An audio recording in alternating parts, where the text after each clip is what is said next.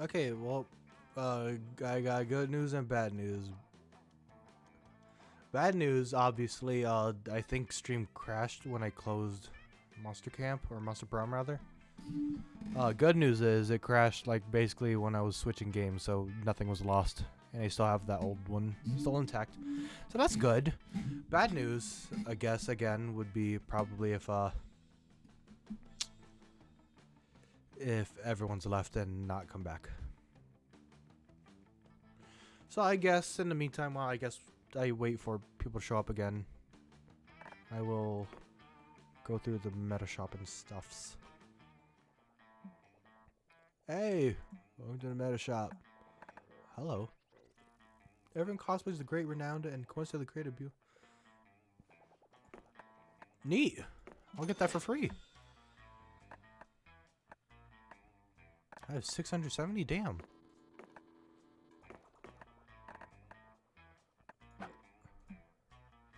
Does that mean if I look in the gallery, everyone's gonna have? Oh, here we go. Yep, everyone's gonna have.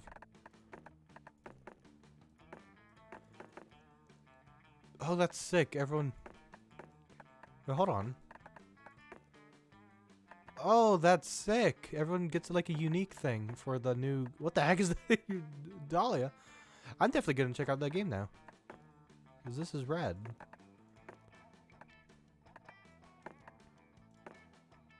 I guess that was all of them. But yeah, look, Rachel's back.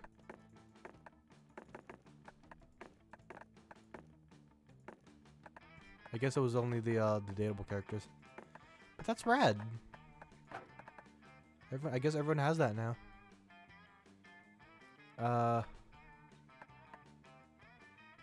Then I assume the Maze Man thing is.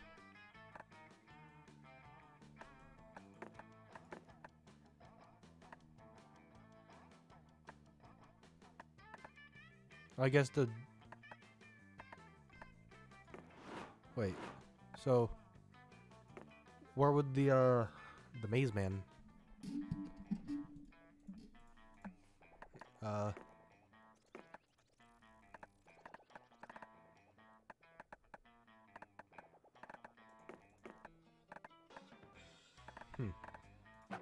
I forget what he said about the Maze Man thing, but luckily I have that on stream. I could just look back later. So it doesn't say. Oh, never mind. I'm stupid. It does say Maze Man outfits right here. All right. All right. Never mind. That answers my question, and I'm gonna allow all these because I'm fine.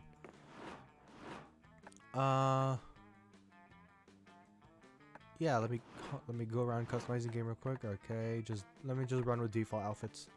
And obviously super sexy Damien B costume as opposed to normal sexy. So fuck it. Let me see if everything's good. Instinct mode. Oh, instinct mode will hide the successful fail feedback from events, making it a true narrative experience full of unexpected twists. I'd rather keep that on, so I know what I'm doing. And yeah, fuck it. I'm not gonna bother with that. Yeah. Okay, I think I'm good. All right, are people back? There's one. There's that faithful silent one that's always here. Okay, might as well. Yeah, I think I'm good to go. Just me. Full game. Another hour. Because why not? Game's loading. Oh, God. Oh, not responding. Oh, there we go. Okay, we're good. Oh, for fuck's sake, game. Ah, Camp Spooky. The stage of some of our dearest summers. Back then, we were young and unafraid. With school far away, everything seems possible as the sun embraced us on our way to camp. Summer has that distinct power, doesn't it? You live for the days, while the nights inebriate you with possibilities. It's like life could take a turn at every corner. And for us it did. Who am I? So, with the DLC I have, on top of these 4 base game characters, we got Bam, Bam, Bam, and Bam. So, instead of just Amira, is that her name?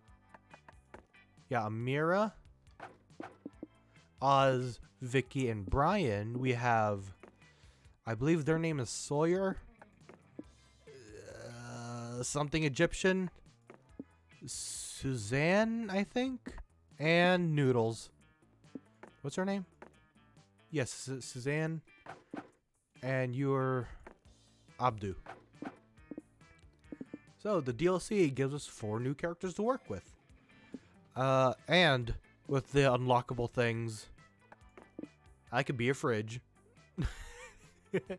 I could be a fridge if I ever so wanted.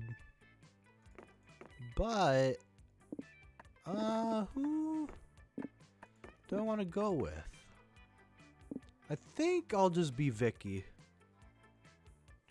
I'll be Vicky. I'm gonna go with LD. Boop. She is fine. Okay. I'll shock everyone. I'll shock everyone, head ass. Hipster costume. So I could pack random things with me. Or just, I guess, not random. These are my choice. So I could get north-facing moss. The Sword of Ra'ar, King of the Lions. Very strong insect repellent. A fake noble title. Sock puppet. Sketchbook. Business anal paste. Sudoku Rubik Cube. And hipster costume. I'm gonna bring hipster costume. I'm gonna bring a sketchbook. And I'll bring a fake noble title. One might say that the Monster Prom had hardened us on the highs and lows of love. But no, in love we're always absolute beginners. And summer camp was no different. No one talked about it, but the idea of a summer love loomed over our heads. Close to the last day of camp, there was a meteor shower happening 5 weeks away. Everyone knew that if you were into someone, you were going to watch that damn thing together. And so, a silent yet powerful pressure invaded us. It was the Monster Prom all over again. Everything seemed uncertain. Everything but one thing. Whoever we were asking on a meteor shower date, it was probably going to be one of the 6 coolest people on that bus. Joy Johnson Jojima, 23, a badass witch who wanted to chill a bit after saving the world countless times. So, and just a side character in Monster Prom with the rest of the coven, Joy herself is a dateable character in Monster Camp. Ravi Mishra, 22, a hot-headed adventurer possessed by a curse, who had turned out to be the most annoying roommate ever. Calculus Hewlett Picard, version 1.1, a DLC character for the original Monster Prom, but now just a normal dateable character in Monster Camp. A library computer who had become a sentient robot ready to experience life to its fullest. Dahlia Aquino, also a side character in Monster Prom, but now a dateable character here. Dahlia Aquino, 20, a buff blue demon and warmonger who had set her sights on conquering summer next. Damien's back, baby. Damien LeVay, 21, a fearless demon with a taste of destruction and a love of fire. And I believe an original character for this one. Milo Belladonna, 23, a Death Reaper, doubling as an internet influencer who is profoundly in love with life and all its earthly pleasures. The bus trip was long, and all of summer could be shaped by the first step well taken. And so it was clear, it all came down to breaking the ice and causing a good impression with the right person. So, this, like the pop quiz in the Monster Prom game, we're breaking the ice with one of the other characters here. So meaning, you have to, I guess, go with whatever your actual interests are, or you could calculate which applies to which character.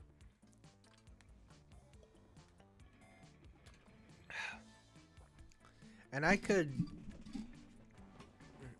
probably assume who's who here. Metal and Screamo are Dahlia and Damien. I just don't know who. Lo-Fi is probably Milo Belladonna. Jazz could be Joy. Then I would say 8-bit is... You would think it would be Aravi because it's gamers, right? But 8-bit is probably Calculester. So that leaves Pop with possibly being Aravi, which I kind of want to date. So let me go with Pop. Hopefully this is Aravi. Otherwise, I'll just roll with it. Excuse me? I thought, huh? Okay, that's weird. I figured you'd be Metal or Screamo. Anyway. Oh, fuck yeah, LD. I love pop music. I can't stand people who hate pop music just cause it's popular. It's popular cause it's awesome, punk. People who hate on pop music for no reason just make me want to punch stuff. But you like pop, so I guess I want to do the opposite of punching you. I can't wait to not punch you at camp. We only had 5 weeks left. 5 weeks left to woo our crushes and conquer their hearts. But as already said, we were young and unafraid, and we were ready to start. So I wonder who everyone else. So I might be completely wrong with the other music options, but never mind. So in this one, money isn't a thing. So that's one less thing to worry about. And God, I could use bold and fun.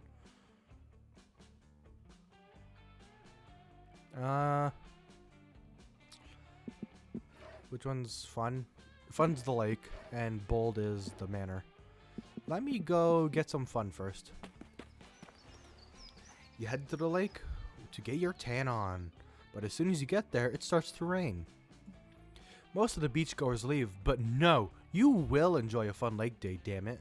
You had a really rough morning, and you won't let anything else stop you from gaining fun. You aggressively splash in the lake and laugh as loudly as you can, hoping the clouds will give up on trying to ruin your day. Instead, the lake gets struck by lightning. When you wake up from the electrocution coma, you're on shore, the sun is shining, you have a cool new facial twitch. You win! You gain 2 fun. Hell yeah. Afterward, you see Milo on the shore. They seem to be recording the lake? Is this some new kind of ASMR? You're killing it. Alright, Dahlia. Action. Whoa. Oh. Whoa. Suddenly, you see Dahlia emerge from underwater, flipping her wet hair back in the most perfect hair flip water arc of all time. That's sick, actually. Dahlia's hair flip really appeals to your overwhelming horniness. You were already in love with her a lot, but now you're super in love with Dahlia. Magnificent. Oh, you blue hot snack. That was amazing. Have no fear. Hell yeah. Wait. Hell yeah, it was. Let me see. Dahlia quickly throws her hair back in a ponytail and hurries over. The 3 of you crowd over Milo's phone and watch the slow motion Insta story of Dahlia's sexy wet hair flip. You're trending, darling. Literally, Dahlia. You look so sexy and powerful. And you know what they say. Powerful is the new sexy. And conveniently, sexy is the new powerful. I think I want to change Milo's voice to be more sexy. I fully agree. I am downright fuckable. Whoa, I'm so hot I'm making myself horny. Oh, for real? You're officially the hottest creature in existence. It used to be Sonic the Hedgehog, but you just smashed him into irrelevancy. Alright, babe. I'm tagging you. Is that okay? You're going to get a ton of new followers after such a masterful display of beauty and sex appeal. Yes, tag me! I want to catch some new followers and make them join my... Wait. I just realized I had a realization! Yep. I can see that. Care to enlighten me? I'm going to be alone forever. What? Weak. I'm scared that no one will be able to do a hair flip sexy enough to be worthy of my attention. I'm out of everyone's league. When life closes one door, another opens. Oh, Dahlia, that's okay. Surely someone could do a wet hair flip worthy of you. There just has to be someone out there. Maybe even someone listening to this very conversation, like LD. That's your cue, you primal animal. Get into the lake, focus all your energy on impressing these two, and execute your sexiest technique. Emerge while eating juicy fried chicken. Play hard to get. Do not come out of the water. Oh. Shit. You dive under the water and play it cool. You never emerge. Oh, fuck. I don't get it. Isn't LD supposed to come out of the water? Mm-hmm. Yup. I think she was confused by the assignment. Sounds like Milo and Dahlia don't understand the genius of your strategy yet. They'll realize eventually. You stay underwater. After full 8 minutes underwater, Milo and Dahlia have completely forgotten about you, and they're having a selfie session on the beach. Meanwhile, you are completely out of oxygen and about to die. Wow, 8 minutes is pretty long time. You finally emerge from the water, and you're in agonizing pain from almost drowning. You're taking some big, clumsy, desperate gulps of air when Milo and Dahlia notice you. Oh, is that LD? Ew. Why is she breathing like that? So scrawny. Bleh. LD looks gross. You try to tell Dahlia and Milo that you're actually super sexy and you swallowed some shrimps while you were drowning. And you barf them up as soon as you try to talk. Ew! Now that I think about it, I don't think this is just bad hair day for LD. I think she might need cardiopulmonary resuscitation, also known as CPR. You're right. And normally, I totally do CPR to save her life, but because life is just so beautiful. Bye, darling. But LD looks so unbeautiful that I can only assume that she's already dead. Therefore, we have zero obligation to help. Yay. Dahlia and Milo leave. You spend the rest of the afternoon barfing up lake water, reflecting on your sexiness strategy.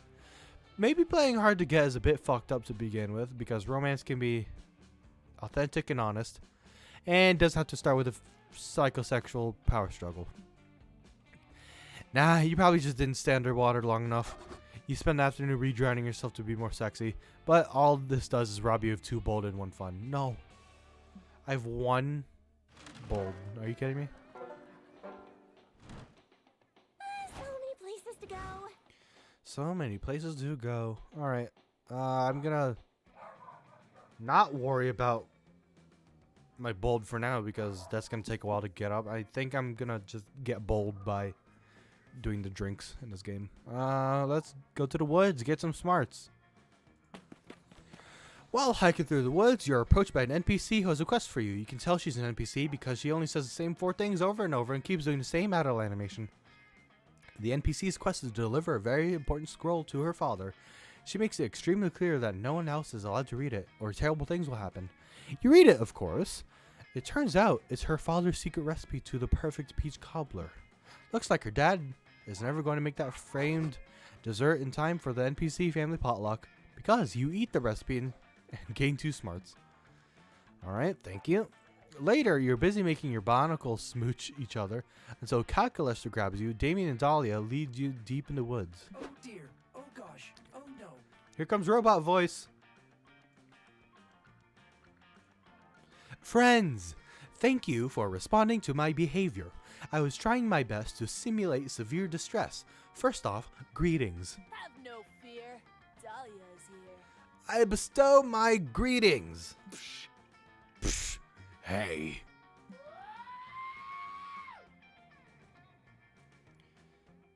Wow, 30 minutes? Oh, that's tragic. Damn. Damn, that's really unfortunate. I have assembled you here because, as you can see, there is a critical plant emergency in the forest.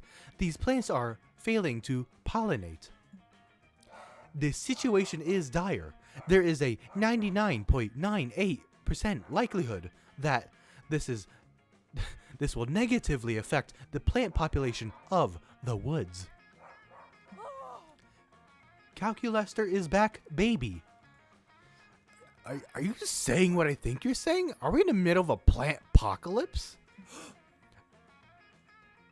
Dahlia, that is completely accurate.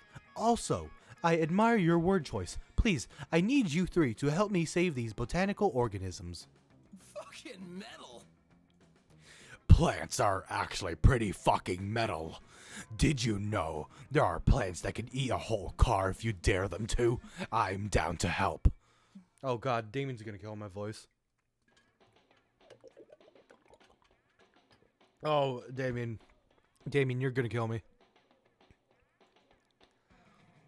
I am not certain that's accurate, but I am also excited that you have agreed to help me.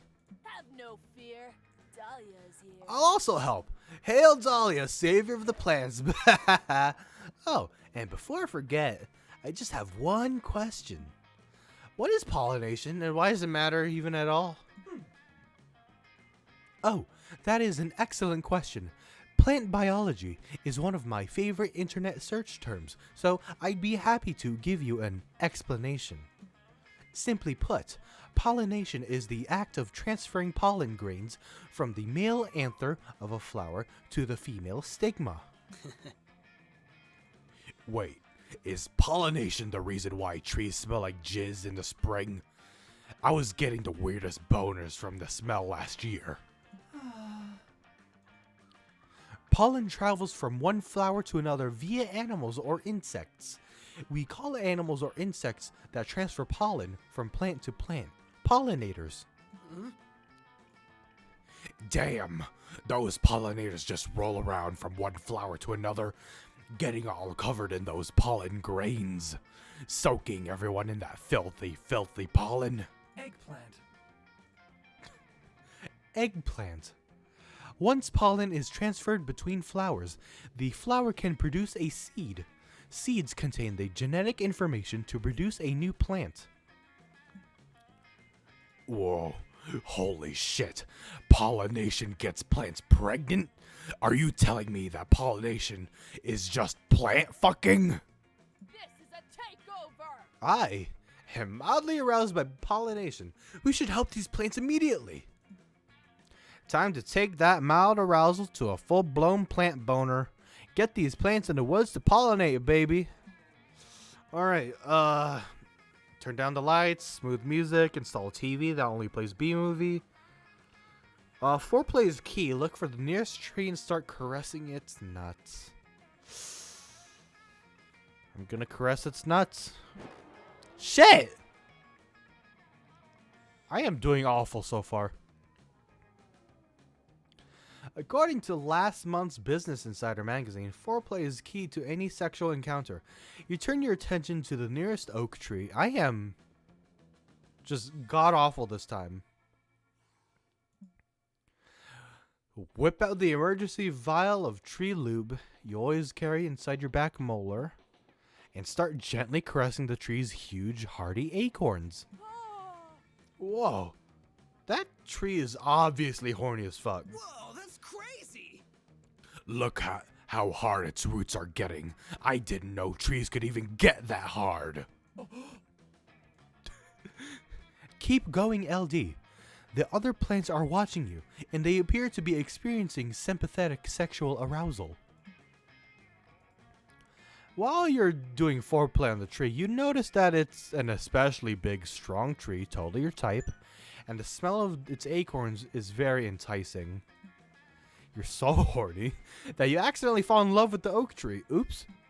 The good news, the oak tree seems to love you back. You can tell by the way it shakes its leaves slightly in the wind.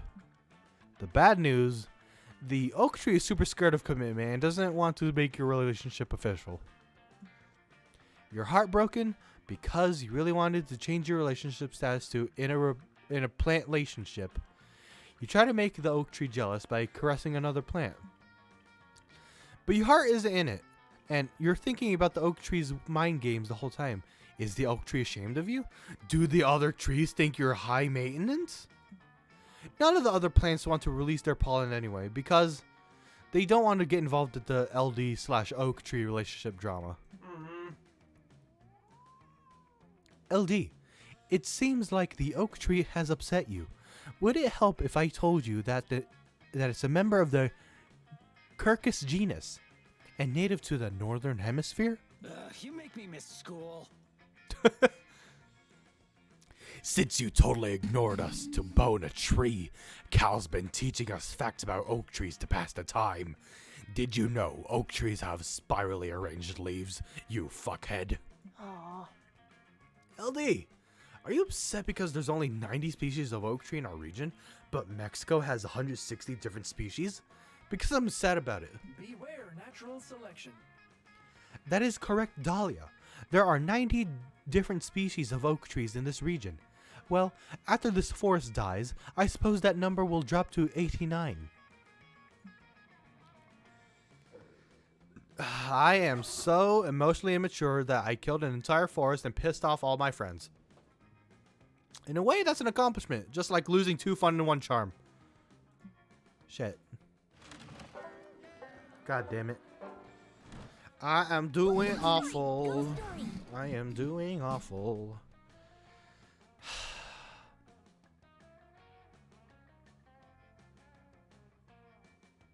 Who do I go for now? Because I'm pretty sure I just straight up fucked my chances with Dahlia. Hey, Calculester! You find Milo and Calculester drinking enough wine to bleed France dry. Which is odd because, you know, Calculester doesn't have a mouth. Welcome to a new day with Milo Belladonna. Milo. Ah, I have to say, I think that the natural crispness of the Pinot Grigio pairs nicely with the gooey processed sweetness of the toasted marshmallow. Yet the Syra's smoky undertones are undoubtedly the perfect complement to a burnt weenie. What are your thoughts, Calculester, darling? I think that a nice box of red wine is exactly what I need to relax after an exhausting PTA meeting and a thoroughly unsatisfying lovemaking session with my husband, Greg. What on earth are you talking about? Is this what people call camping? Oh, sorry. Was my meaning not clear enough? Perhaps this minion meme will suffice to explain my thoughts. Look here, it says, I whine because my kids whine. What a clever little pun. What are you getting, you? Where are you getting your sommelier information from? I don't think it's a terribly credible source. Sigh, I fear you are right, friend Milo. But I have no taste buds, and so I have restored to Google searching I love wine in order to formulate my critique. But I dearly wish to participate somehow. It seems that the bitter taste of wine and divorce are integral to the organic experience. How can I be a part of it? What a fascinating aesthetic question. Truly, how can a wholesome computer boy enjoy a wine tasting? It's okay, Cal. Nobody actually drinks wine at a tasting anyway. You just swirl it around and throw 2 random adjectives together and people think you're cultured as hell. Facts. And I want the Lester points anyway, so facts. I am happy. Oh, how exciting. Now I can finally put that random adjective generator I impulsively downloaded to good use. There's actually more to wine tasting than just making things up and... Are you sure? Are you sure about that? Because after swirling this cup of a Merlot around a bit, I dub it acutely voluptuous due to its innovative use of plums. Okay. What do you think about this Pinot Blanc? Ooh. Did you say ooh? I said ooh. Ah, how delightful.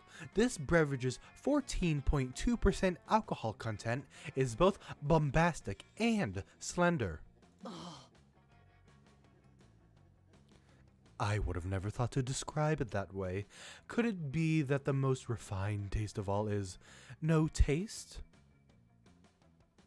Hey, that's good. Awesomeness levels critical. But is your video fine, or do you have to start over now? And here we have this rustic brown wine. Its cinnamon undertones or overtones are violently hedonistic. Yum.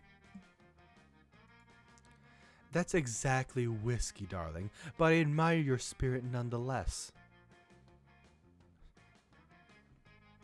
Oh, that's good. Good thing it was saved. Oh, it was? Well, that explains why you're piss drunk after drinking 3 full glasses of it. At least Cal is happy with you. It's a voluptuous, bombastic evening, or is it bombastically voluptuous? Whatever, you're wasted, you have fun. Let's go, Lester. Let's go, Lester. Fuck me, Lester. Fuck me, Lester. So many places to go. Alright, let me go to the camp dome, get some charm. That day at the camp dome, you play a game of tug of war. You see, tug of war is a harder game than it seems.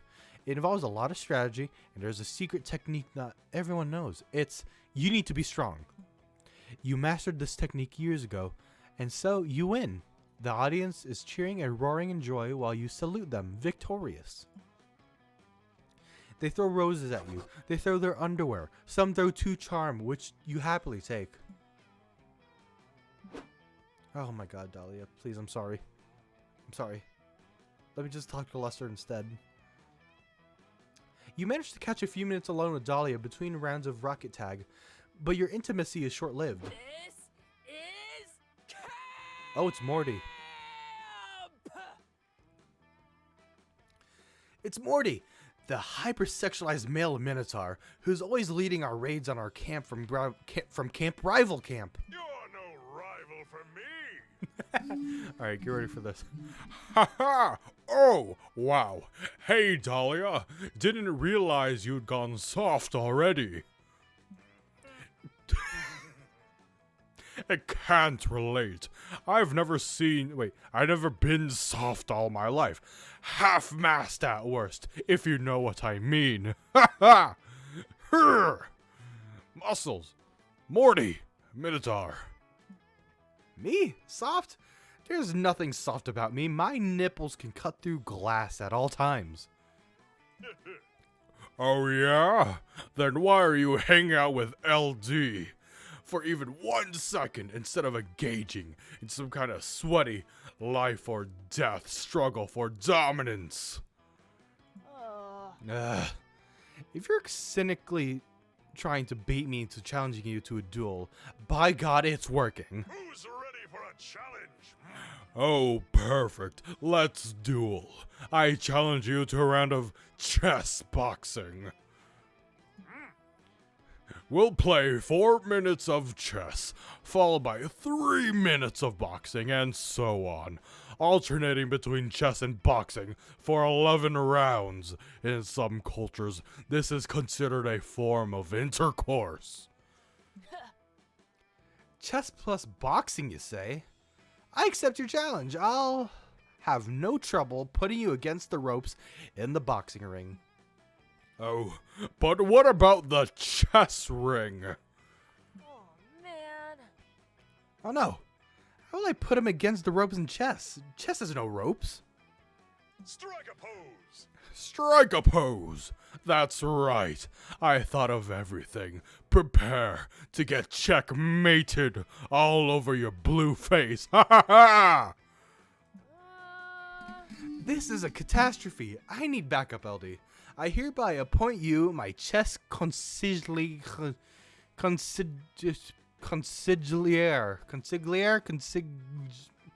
That word. If anyone can help me win at chess, well, it's probably greatest chess player of all time, Garry Kasparov. But he's dead, so you're the next best thing I got right now. Enough stalling. Sit down and play some chess. Not even a chess genius like LD will be able to save you. You'll just see about that. There's a reason your friends call you the chess burster. You've got some killer advice for chess success. I don't know about that, because I've been on a losing streak so far. Also, voicing Morty really stressed me out and made me tired.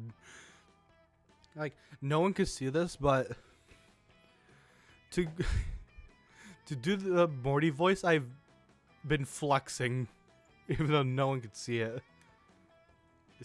Also speak a lot with the throat for Morty. So I don't know why I do this to myself. Anyway,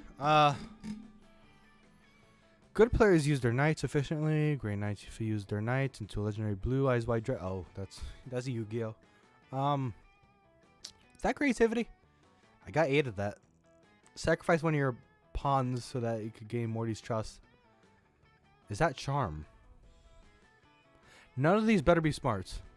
You should get a badge for that. There we go. Okay. Yeah. Why didn't I see that before or think of that before? I guess this is why you're the chess master. You thought you could defeat me, Morty, but let's see how you fare against Blue Eyes White Dragon. Dahlia mashes her knights together in one fist. A blinding light emerges from her palm. And when it dims, an enormous dragon towers over the chessboard. It eats one of Morty's rooks. Nani? What? No, that is impossible. Is this a wet dream? But the bad kind. I'll tell you what's not possible. Resisting the wrath of my Blue Eyes White Dragon. It's over 9,000. That's a Dragon Ball thing. Especially when I fuse all my pawns into Abrams' tank, my rooks into thermonuclear warhead, and my bishop into another Blue Eyes White Dragon. Oh, curse your deep knowledge of the game of chess. My only hope is to take off my underwear and counter your onslaught with a clever deployment of spells, partial nudity, and trap cards. I'm sure that would work splendidly if I wasn't about to fuse my king and queen into a pair of brass knuckles. Oh, mama. Ha! You've gone too far. Brass knuckles are a totally useless piece in chess. Of course they are, but I think you'll find they're quite useful piece in boxing. No! No! I'm getting punched! Ow! And so he is. Dahlia beats the piss out of Morty's muscles with her freshly forged brass knuckles, netting her the victory and getting you 2 bold and 1 smarts. Alright. So cool. Things are finally looking my way. Zip, zip, zap. AJ, come here. Come here. Come here. What do you want? Come here. Anyway. Let's get some bold. In the haunted manor, a voice whispers from the walls in a frightening voice. LD, you can't escape your fate. You'll soon gain boldness, but after that something weird will happen to you. It could be great or terrible. You don't want something potentially terrible happening to you. You stay put to be sure you don't get extra boldness per the voice's prediction. Look at you trying to defy destiny itself. That takes some bravery. Here, Has been too bold. Later, you're snooping around, looking for spooky things when you run into a 6-foot wall of an impenetrable muscle. Nothing can scare Oh, Dahlia. God. What happened to the calculator? What was the point of me sitting next to him, huh? Hey, LD, what are you screaming for? This place isn't that scary. What? Like a few severed heads and visions from my grandma screaming is horrendous pain. Wait, in horrendous pain are gonna freak me out? Where I'm from, you could buy that stuff at IKEA. This is... what the hell? What is that? Me in 20 years? No. I can't lose my buff, terrifying beauty. My smallness is my best feature. I don't know whether I should be offended or smug that my appearance is your worst fear. So scrawny. What are you doing here, daddy's boy? Someone shut off the AC in your private condo? No, I came here for the same reason I go anywhere. I wanted to set shit on fire. My voice is gonna be god-awful by the time I'm done with stream. But that's fine. That's the thing about voice acting. Slowly kill yourself. Also stay hydrated. But apparently this building is flame retardant. I held a blowtorch next to the wooden staircase and nothing happened. It was the scariest shit I'd ever seen. No, you tramping around here without makeup is the scariest shit I've ever seen. Ha! Burn! Shut up. Don't say burn. That word has no power here. While they argue, you go to find the haunted bathroom to take a spooky piss when you hear the sound of a trap being deployed, along with Damien and Dahlia screaming in unison. You turn back and see them trapped in a fishnet that appears to have dropped from the ceiling. Standing underneath are a group of teenagers and a Great Dane. Okay, I see what's happening here. Great job, everybody, says the blonde, leader-looking teen. I knew the clueless crew would catch these crooks no problem. Like, what do we mean, no problem? Asked the skinny stoner teen. Scrooby Dooby and I were scared stiff, and like, we're almost out of dog treats. Red Reed, says the dog. Wait, the fucking dog talks? And is beckoning for the other teens to pass the blunt? Retro, we ran out of Reed. Gah. Let us down right now before I stab your eyeballs out and shove them up your asses like anal beads. Jeepies, cries the red-headed teen. Mr. and Mrs. Guggenheimer are really mad about that we ruined their plot to drive down the price of their property and resell it for cheap. Wait, you think we're real estate agents? Fuck off. Gross. You think we're married? Look, whoever you are, whoever you think you've got, it's not us. We're not real estate agents. We're demons. We're way more upfront about the whole eternity of damnable torture than most landlords and don't bother hiding any of the details in the contract. Well, that's not entirely true. My dads do make a lot of their money by selling off land at the 8th circle of hell. You're the saddest bunch I've ever met. That's a Mulan thing. What? I can't believe you, fucking LeVays. Always abusing your power and speculating with your crappy land. It's too late, Guggenheimers, says the nerdy teen. As soon as I find my glasses, we'll tear those stupid masks off your faces and send you to prison. Okay, but seriously, can someone help me find them? I can't see shit. It seems like these weirdo teens can't want to rip Damien and Dahlia's faces off, but you like those faces and want to smooch them. You need to save them using clueless crew logic. All right, so there's some Scooby-Doo shit. Transform my skull into the head of the real estate agent so you can rip off your own face and present yourself as the true villains. Yikes. Or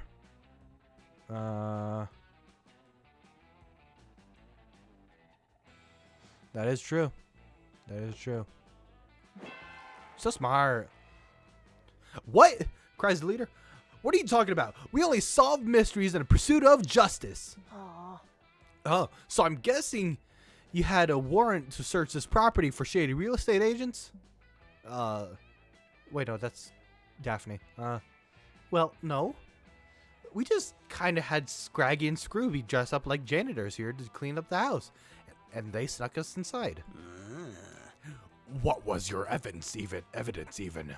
Did you know the Guggenheimers were gonna dress up in a sexy arsonist? Dress up like a sexy arsonist in a walking blue fashion catastrophe? Not exactly, Says the nerdy one. but we do have a lot of evidence.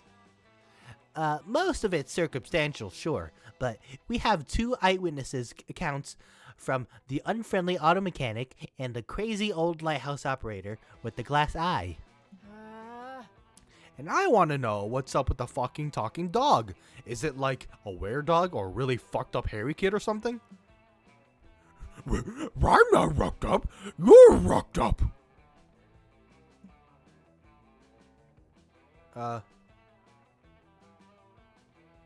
Wait, who's speaking here? Oh no, this is Shaggy. Okay. That one we really don't know the answer to, says the stoner. He just kind of talks, but in a funny speech impediment-y way. Go home, loser. Wait, so let me get this straight. You guys are super into solving mysteries, but none of you ever thought of the mystery of why your dog could talk? You're the saddest bunch I've ever met. She said that again. Are you guys sure you don't just like breaking into abandoned property and ripping people's faces off? This seems to have created quite the identity crisis among the clueless crew. Everyone is silent. Even the dog has stopped taking hits of his blunt. The teens untie Damien and Dahlia. The blonde says, Gang, maybe we should split up while we devote some time to introspection and deconstruction of our problematic behavior. Damien and Dahlia are happy you saved their faces, and later you get an advanced copy of Scooby-Dooby's new book. Those meddling self-doubts. Where it be?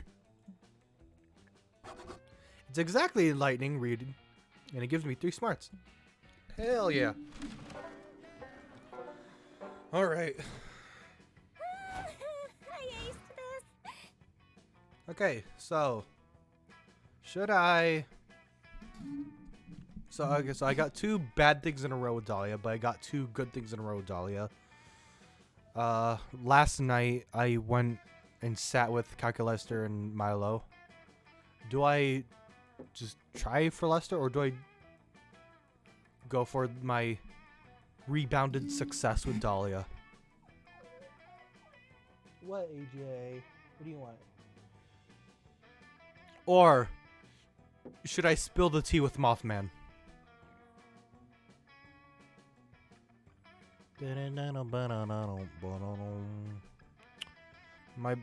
My brain is telling me to try and make up with Dahlia. But part of me is also telling me to just do this gossip thing with Mothman. I'm gonna sit with Mothman. Hello. Oh, hey, LD. Today we gather around this fire. I was just in the middle of a date with this sexy campfire, but I could put it on standby if you're here to share some juicy gossip. You're not. You just wanted to chill by the campfire. That wasn't a question or a suggestion. Give me some gossip or prepare to join the campfire. What? Is he pointing a gun at you? Gosh, this dude is in dire need of gossip. Well, you have some appreciation for your life, so let's concoct some lies and gossip for this psycho to spread. Okay. Choose one of these. Chugging an entire blue slushie. president of the Atlantic Ocean. Type an emotion.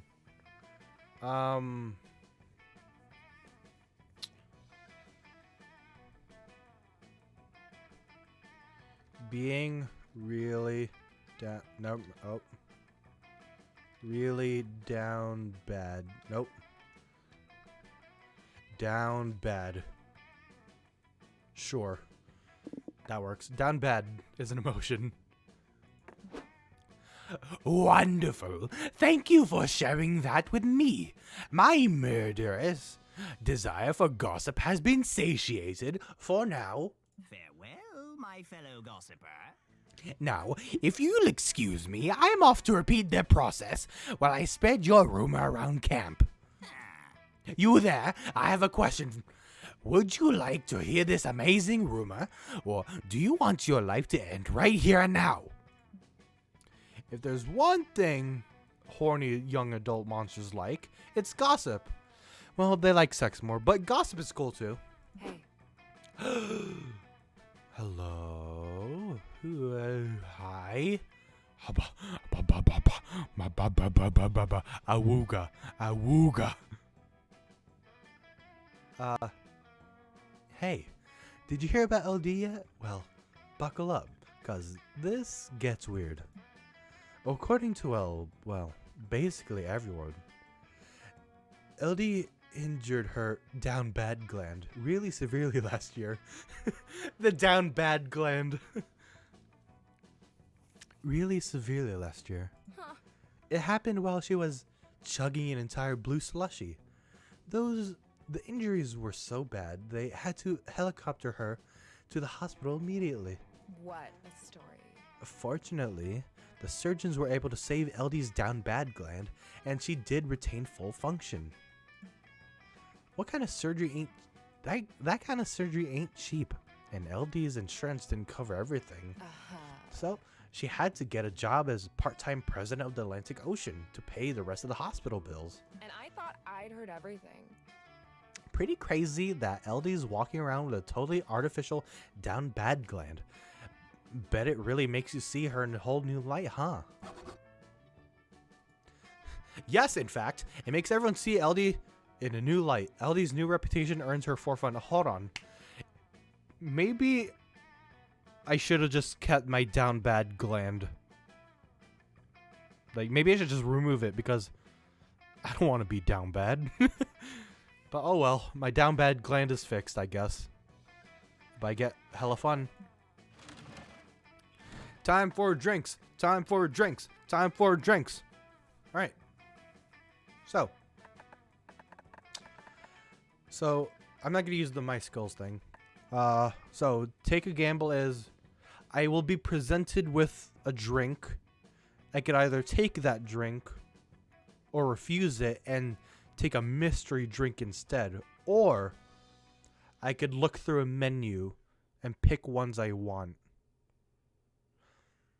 That sounds like a bitch option, so I'm just gonna take a gamble.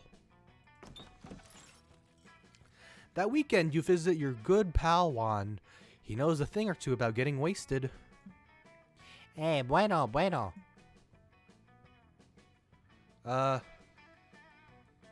Yes, I really need to play this with her. But, on Tuesday, we're gonna play Castle Crashers. So that's something to look forward to. And yeah, I need to get her to stream this game too. Hey, look who's here. I was just experimenting with these drinks here. I was about to throw them away, but I have a feeling you're reckless enough to give them a try, right? What about this one? The Hexaland. Drink of the day. What do you say? Will you take the drink of the day? Or would you prefer the mystery box? So the thing about these drinks, they're either stat boosts, something useless for that provides like nothing gameplay wise, but have something cool. They could lower stats. They could shuffle stats. They could fuck me up. But I I think this Hexaland one is gonna be a good drink. I'm taking it. Yeah, no, totally. I was testing your common sense. And you passed. Your prize is the drink you chose. Alright, here comes the Hexaland. Bombs up. This beverage will make you focus on really important things in life. You can say goodbye to the puny stats that focus too much on your individual self. Now, you will trade in much more important resources. Oh god. No, my stats are... no, it's, whatchamacallit. That one board game. Shit, it's on the tip of my tongue. Fuck, what's it? Catan. Settlers of Catan. Yo, oh, because it's a Hexaland thing. Shit. The Settlers of Catan. So okay, so smart is wood, bold is stone, creativity is iron, charm is sheep, then fun is wheat. God damn it. I actually don't know about the charm and creativity one. I don't know which is which here. I forgot. Fuck! Alright. Well, luckily I remember the 3 out of the 5 stats, so I guess I could use more stone in this case. That day you venture into a haunted manor. Everything is going fine and you're reassured on how brave you are. When suddenly a ghost, or is it just someone wearing a blanket with 2 holes? So hard to tell the difference. Appears and whispers in your ear. Remember, one day you will be long gone and no one will remember you.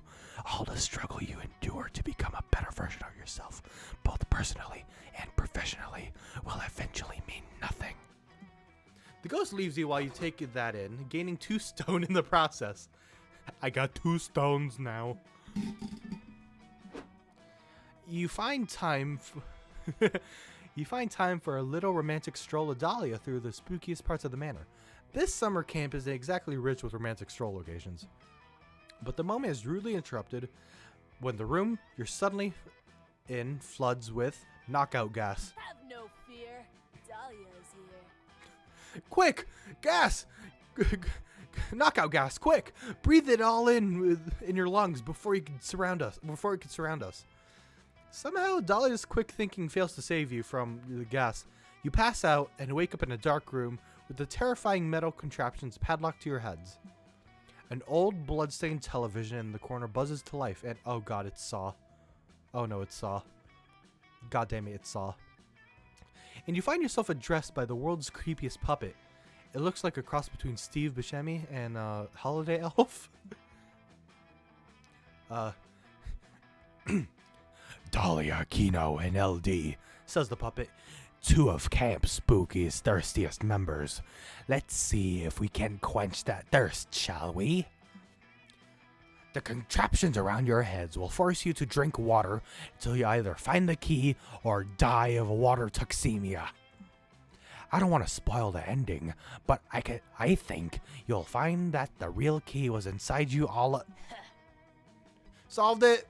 The answer was beat my head against the concrete until the contraption breaks. Wait, what? Says the puppet. No, you're supposed to pee out the key and then use it to... whatever, fine. At least LD's head is the cage is still intact. Now. Wait, solve this part too. Solution is beat my head against LD's head until her contraption breaks. Dahlia does exactly that. It gives you a mild concussion, but at least you're not in a head cage anymore. Also, it's sort of like making out. You guys are the worst. Time for plan B. Well played. It's Jerry. Hey guys, it's me, Jerry, Cap Spooky's resident slasher killer. You guys really borked up my murder puzzle. Oh no, that was him the whole time, not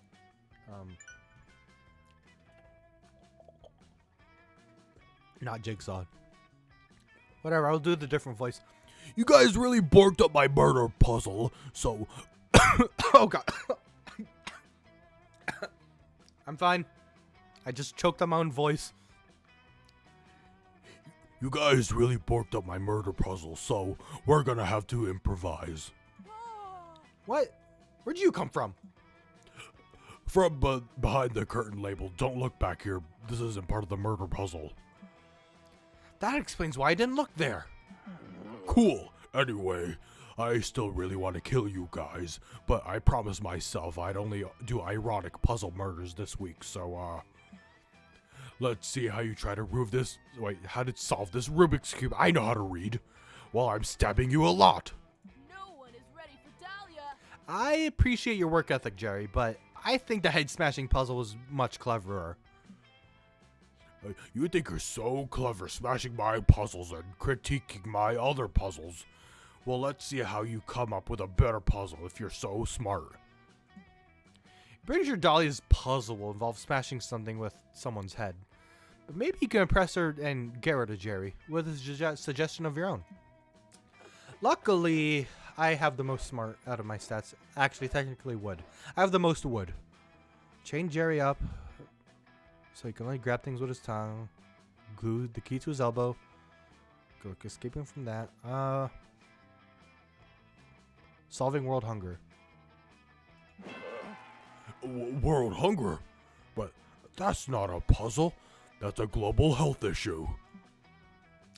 That's where he's wrong, I tell him. World hunger is a devious puzzle Oh, excuse me. I'm gonna die.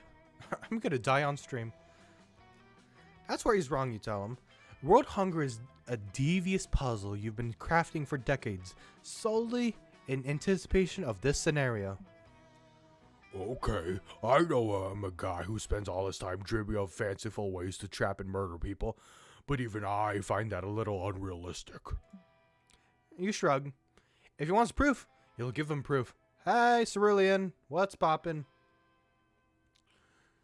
You pull out your phone and open up the photo album labeled Precipitating World Hunger. LOL. What's poppin', homeboy?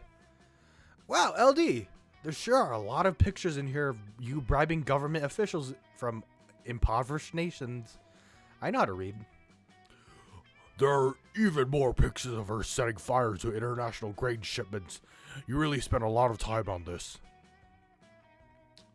New World, hey. Is New World a person? Only woman is... Her name is Dahlia Aquino. She is a demon from hell. And I'm working on smooching her for the meteor shower date. But so far I'm doing good. I kind of fucked it up in the beginning, but I'm slowly working my way back up to romance. All this suffering and death, just in case you had to show a serial murderer how much better you are at making murder puzzles? I'm impressed by your preparedness. Also, by how you look in a suit. Gotta go clean my knife. Oh, well, fuck me if I'm gonna be out-puzzled by a goddamn hobbyist. If you'll excuse me, I'm off to murder world hunger. You watch in amazement via Twitter as Jerry does exactly as promised. He labors extensively for local agricultural reforms which de-incentivize the overplanting of cash crops while also re-enriching the soil and cultivating beneficial trade relationships with other nations. He also puts several corrupt politicians in a cage and forces them to eat pieces of each other until they're all small enough to fit through the bars. He can't resist. Meanwhile, you and Dahlia are free to do whatever you do best. Be thirsty as hell at each other. While you're at it, you manage to gain 2 sheep and 1 iron. Okay, so don't mind the the Settlers of Catan stats. Those used to be normal RPG stats, or not normal RPG. Those would be normally smarts, boldness, creativity, charm, and fun. Then I had a drink. The way I'm explaining this makes no goddamn sense. But I guess you'd have to be here for the game to understand what's happening. What's happening is just the stat names just got changed to Settlers of Catan names. I gained 2 sheep and 1 iron. And I guess I'm halfway through this session. New adventure. A new day, a new adventure. Alright, so I could use more stone again. But I could also use more wheat, which is fun. I'm gonna go get more wheat. While looking around the lake for a private place to take a pee, you find a treasure map buried in the sand. It leads to an X in the center of the lake. You gather a crew of trusted friends, don your eye patch, and sail out of there to find the booty. When you arrive, you find a tiny island with a single palm tree. You dig up a box that says open in case of a very boring day. You open the box and find 2 wheat. Arr! It's supposed to be 2 fun, but I kind of fucked up my stats. You find your way to what looks like an uninhabited portion of the lakeshore. You're just settling down to enjoy some alone time when... Dahlia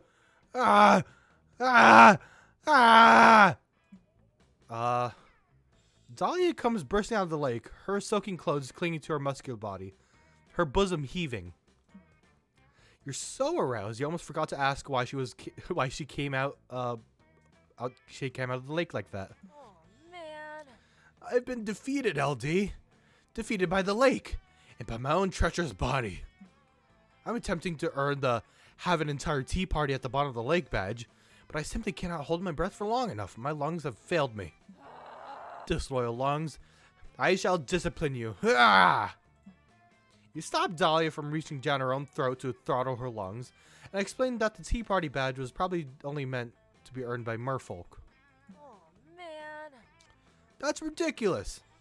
The Monster Scouts would never create a badge that only certain kinds of monsters could earn. There's literally a badge for being a mer person because mer people are genetically superior to other monsters. The Monster Scouts have a long and troubling history. Whatever! I've never let my lack of gil stop me before, and I'm not about to start. Dale Aquino. All I need is a perfect breath holding technique, and I'll show those stupid snobby merfolk why they call me Dahlia Aquino. Other than it's because it's my last name. But I do not know such a breath holding technique. Surely you do though. Teach it to me. Yeah, because the first interaction in this game was definitely not me trying to drown myself to impress you. But here we are full circle with the drowning thing. You go into the lake. I'll stay here and hold your breath for you. We'll give you a makeover so breathtaking you won't have to breathe. That's gonna be charm, which is cheap. And this is gonna be creativity, which is I think iron. And they're both 9. Which one's funnier? You go into the lake, I'll stay here and hold your breath for you. You don't deserve a badge. That was smarts, which is wood in this case, but what? Anyway. Why don't I consider this sooner? A true leader trusts her advisors with everything, up to and including the breath in her lungs. Come here, loyal breath steward, so I may give you precious oxygen into your care. Dahlia pulls you close, locks lips with you, and breathes from her lungs into your lungs. It's as sexy as it's moist, which is very. Soon, you can feel the breath of 2 people inside you. You're breathing for 2 now. How romantic. Dahlia nods silently to you and descends beneath the lake surface. You better not fuck this up. No sooner is Dahlia gone than her breath launches into a desperate struggle to escape. It punches your sternum, bites your bronchioles, and claws at your esophagus. Your breath is too powerful for it, though. With a few deft maneuvers, it's got Dahlia's breath in a tiger feint crucifix armbar. Whatever that means. But Dahlia's breath is no slouch either. It manages to use your breath's strength against it, and soon has it in a chicken wing over the shoulder crossface. I think these are made up terms. The melee continues. First your breath gains the advantage, then Dahlia's, then the 2 roll around your lungs in a desperate embrace. Slowly, the kicking and struggling subsides, and it becomes a struggle of an entirely different sort. Dahlia reemerges from the lake, her freshly drenched skin gleaming in the sunlight. Wordlessly, she strides to you, grasps your face in both hands, and takes your breath away. You're OP. Ah! What is this? It seems our breath has mingled and become something entirely new. What an unexpected and strangely exciting development. And what's more, I beat my breath-holding record. Badge-tastic! Thank you for your aid, my valued ally. We'll have to try wrestling with our entire bodies sometime to see if the results are similar. Dahlia strides away, taking a simple part of you with her. That's fine, though. You've got a little part of her, too. I gained 2 stone and 1 sheep, which is 2 bold and 1 charm. Technically, statistically. Night, night, night, night, night. I aced this. You know, the gossip thing was fun. Let me do that again. Gossip? Oh, hi, LD. Are you here to trust me with your juiciest secrets? Well, not really. Mossman doesn't really have a good track record with keeping the secrets you tell him to himself. What? That's ridiculous. I've kept my very existence a secret from humans for, like, ever. Bullshit.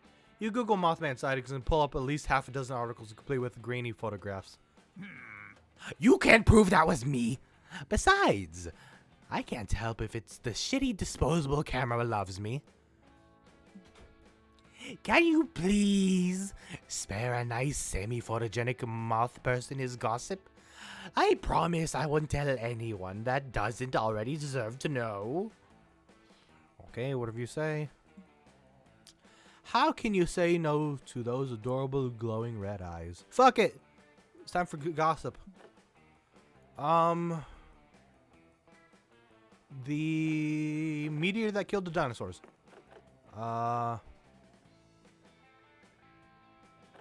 Jack Black's presidency. My favorite band / musician. Well, that's Ninja Sex Party. Fuck, character limit.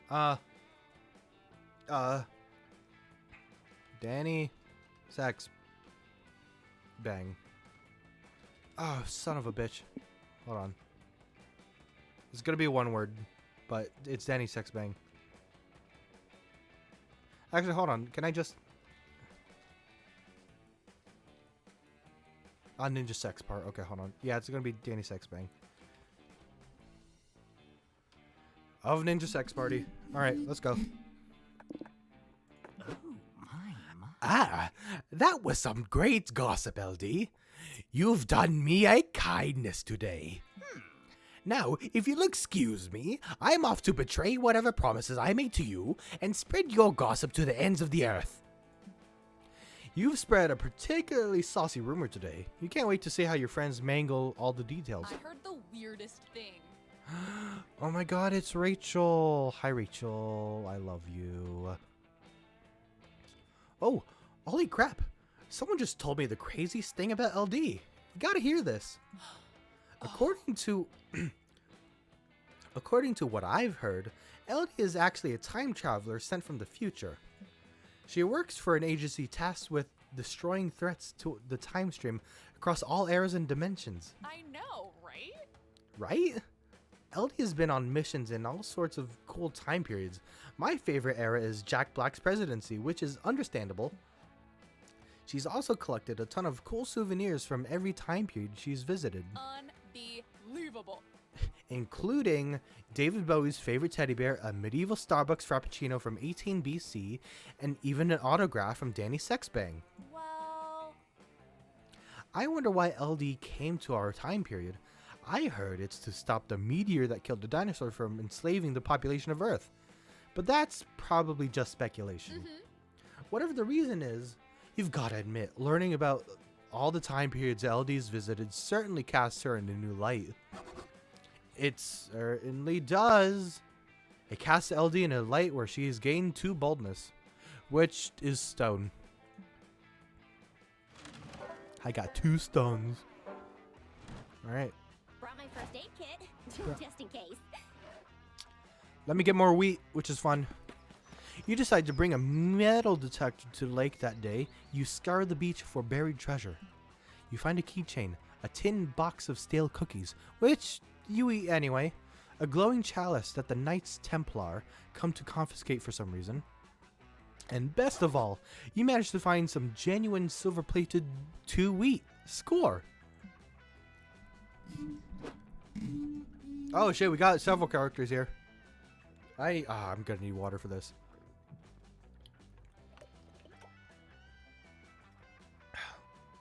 Drink water, everyone.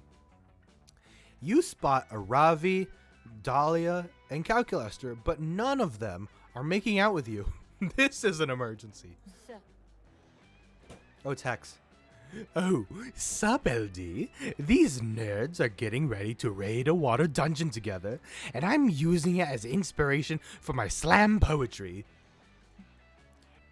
Yeah. Normally I just go solo, but I hate water levels. Back to basics. Well, as they say, teamwork makes the dream work.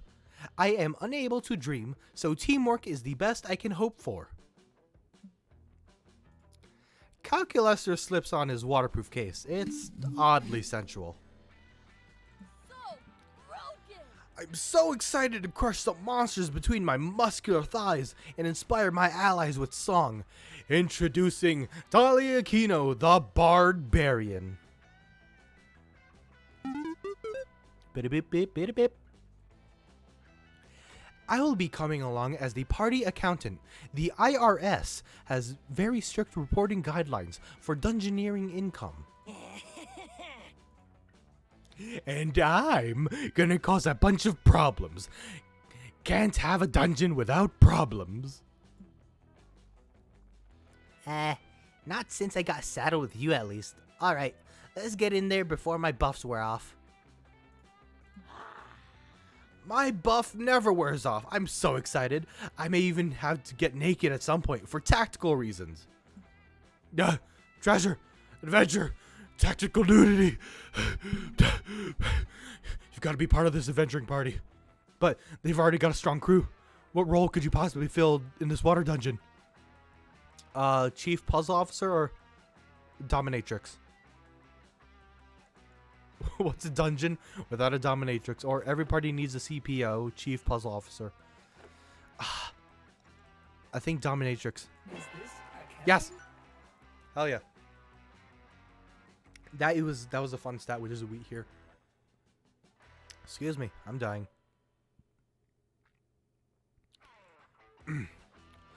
Oh, excellent idea, LD. That latex armor seems very waterproof. You're OP. Whoa! Have you always been this terrifyingly attractive? That whip! It looks like it has good DPS. This will be fun. Oh, what are we waiting for, LD? Let's get in there and top some creeps. You don't need to be told twice. You stride into the water dungeon, stilettos clicking on the stone tiles, and demand the water goblins to worship me. The goblins cower, blushing. We're sorry for all those travelers we devoured. We've been so naughty. You magnanimously allow them to carry you to the boss room on their backs like the bad little horsies they are. Hey, nice work, LD. But King Clamwad won't be so easy. He's a battle-hardened veteran who... Wait, how did you tie him up so fast? He tied himself up. Being king is such exhausting work. Always making the decisions. He couldn't wait to have someone else take control for a change. You shock his nipples with a car battery. And how'd you know he was weak to electricity damage? Oh, admirable. I think LD just has a natural feel for these things. 2 hours and 1.5 car batteries later, you're walking out of the dungeon with all the treasure you can carry. I now see summer camp's appeal. My word, I shall have to overclock myself just to count all these riches. Who knew Findom was such a lucrative field? Sure, the treasure's nice, but the real reward is watching LD dominate all those monsters. My spank bank's full for the rest of the summer. How about you, Ravi? Oh, see, she's super horny. I can see it in her head. Shut up, Hex! Stop it, stop it, stop it. Aravi manages to distract everyone with a sudden burst of senseless violence. But you can see the lust in her eyes, hers and everyone else's. You gain 2 sheep and 1 wheat. Nice. Evening. It's almost the end. Wherever I go, hijinks ensue. Hijinks ensue. Alright. Let me get some bulb, which is iron. No, that's not. Oh, shit. Alright, creativity is charm, right? Or iron, right? So this is Scout HQ, which is creativity. That day in Monster Scouts, you learn to make your very own clothes in the wild. Someone suggests a fashion show, so afterwards you all put on your outfits and show them off. If you'd known that would be the result, you probably would have made something other than a leaf and stick thong and vine-woven nipple tassels. Needless to say, nobody will be forgetting your performance anytime soon. I gained 2 iron. You're then challenged to an arm wrestling match with Dahlia.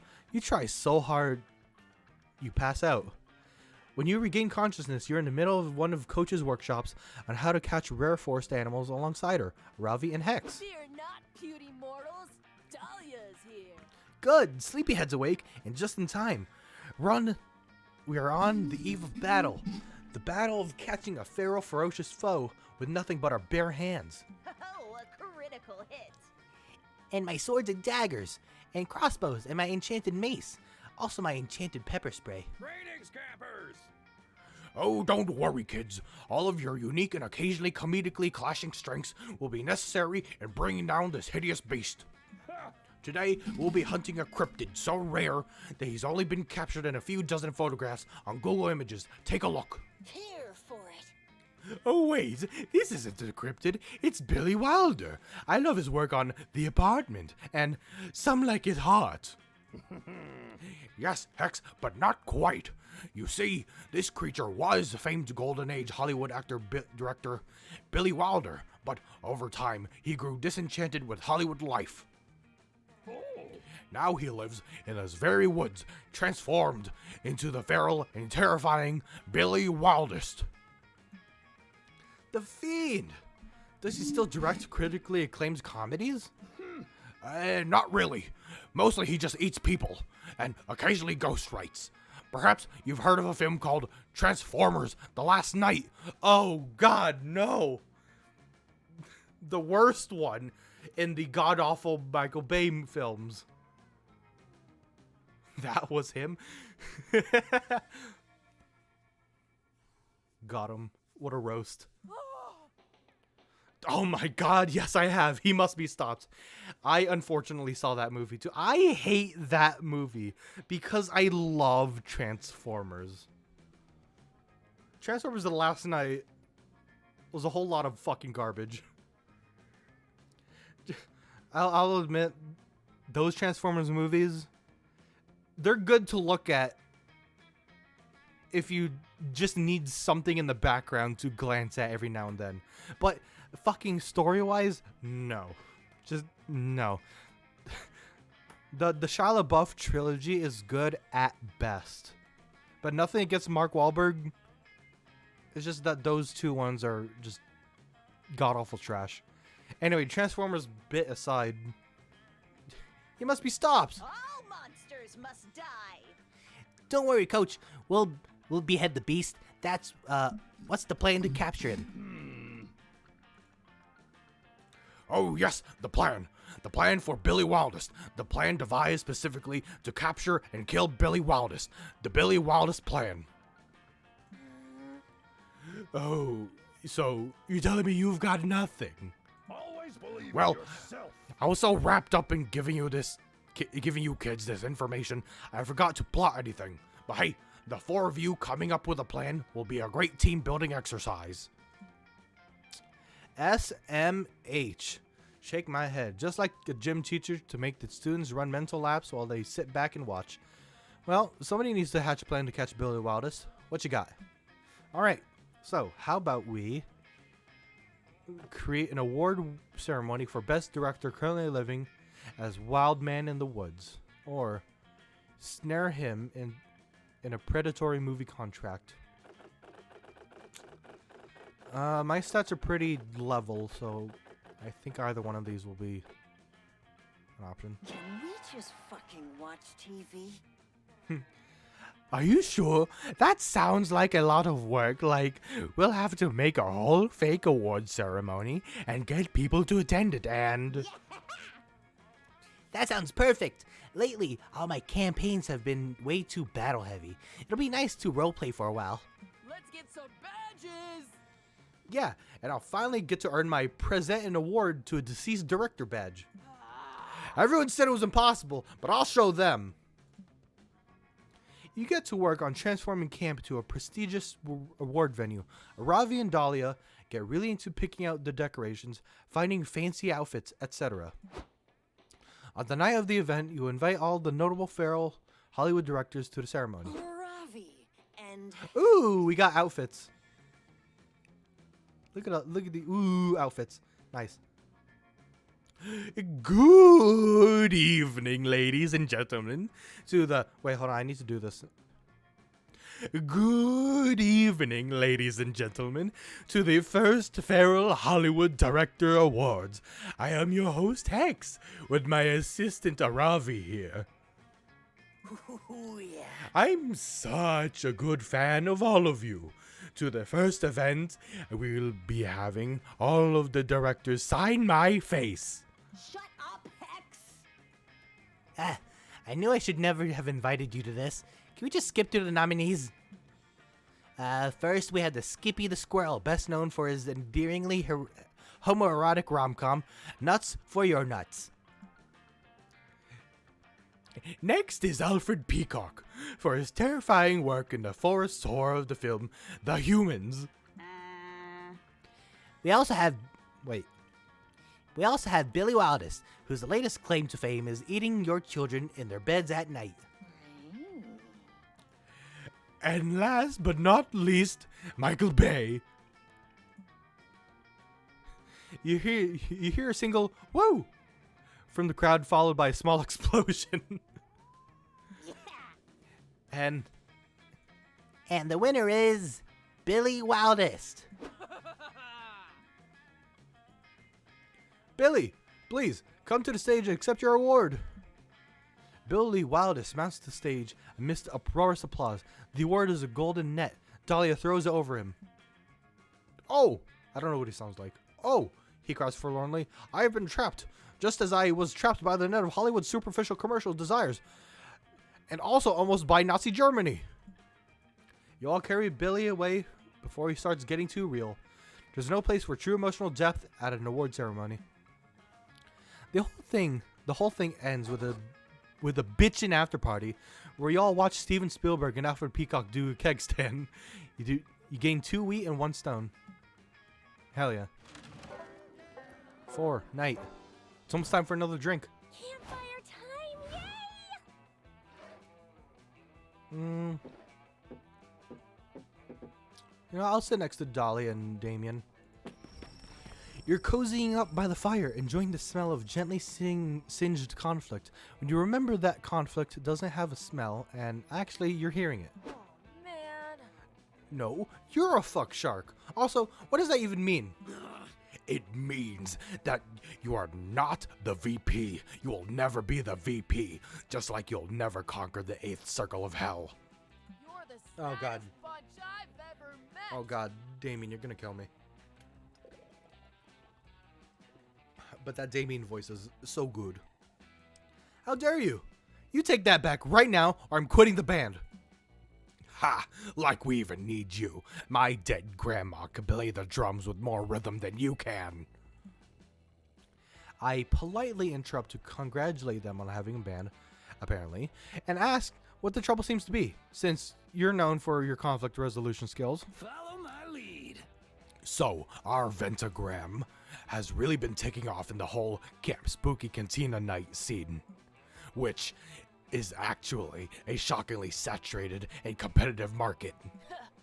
Joy's our lead singer, And so it's pretty easy to see that she's the CEO of our band. And since I shred on electric guitar so fucking sick, not to mention design and execute our makeup and hairstyling, I am clearly the band's vice president. No, I'm the band's vice president. The drum beat is like the heartbeat. Without a drum, you can't breathe and dies. Well, not only is that not true of a drum, that's not even true of a heartbeat. You hope Dolly is better at drumming than she is at anatomy. Well, what do you think, LD? Who's the VP of the band? And Joy's right-hand man? Or woman? Or woman. Nice try, Damien. Okay. I want the Dahlia points, so...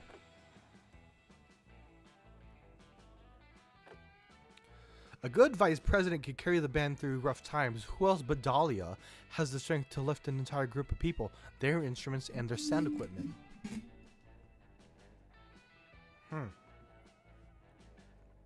So, it's gotta be this one. Ventagram forever! See? LD gets it. The drum is the heart of the band, and just like the heart carries the entire body. Fuck off. Oh, that's bullshit. First of all, there's no way the heart carries the entire body. That's what the liver is for. They clearly don't teach biology at Camp Spooky, but do they not teach it at Camp Spooky High either? And second of all, I can totally carry an entire band. Watch me. I can carry anything. I can carry this orange. Ugh, so puny. That's pretty good, but what about that horse? No, I can't carry that horse. Okay, so you can carry things heavier than an orange, but lighter than a horse. What about a guitar, a mic, and a drum kit? Damien tries, and he can. No one is ready for Okay, Dahlia. but can you carry me? Of course I can. Just watch me. I can't. There you have it. Maybe you can carry all the instruments, but you can't carry me, and I'm part of the band. If you can't carry me, you can't carry me and Joy, and you can't carry our band through the rough times. Oh, but you can.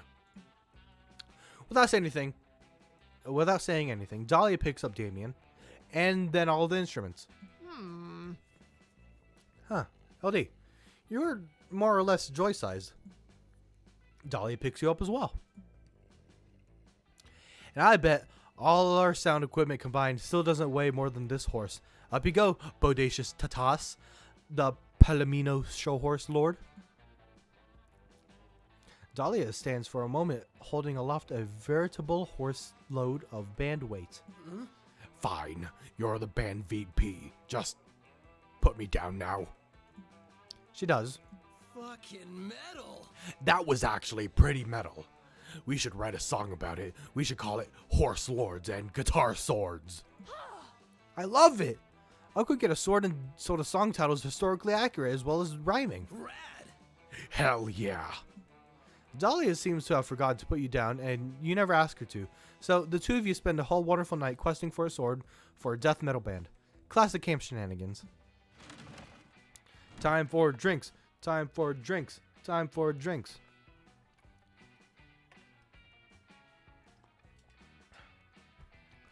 So I could gamble again with being presented a drink of the day. I could either drink that or reject it for a mystery drink that I will have to drink, or I could make my own choices via a menu of drink options. And I'm not going to use my skills. I'm not going to bother with that. Yeah, fuck it. I'll gamble again. Yeah, Juan, I know what your deal is. All right, so the beverage. Quite appealing, right? Don't know if I drink that, but the real question is, will you? Also, I have this mystery box because at this point, who knows what you drink? I actually will drink the beverage. All right. The beverage. Sometimes you just want to blend in with the masses. Not me. I love to stand out. But in any case, for those moments, I created the average. It'll average all your stats. Oh. Well, my stats are pretty samey anyway, so that's fine. Maybe one day, being average will be being the new cool. Who knows? Time to go glup glup. And everything gets 11. That's fine by me. It's hard to believe you drink that. Good luck, I guess. That's fine. I'll take it. Hopefully, the dialogue barrier is more than 11. Okay, so I could go anywhere, actually, at this point. Where have I not been most? I've been everywhere at least once. Let me go get some sheep at the Camp Dome. Today at the Camp Dome, the game is Charades Extreme. It's just regular charades, but apparently they love to stick extreme to any classic game. It's your turn, and you get third times the charm. Third is easy to convey by using your fingers, but charm is harder. You get to get your team to guess it right. You act as if you're more charming than you really are.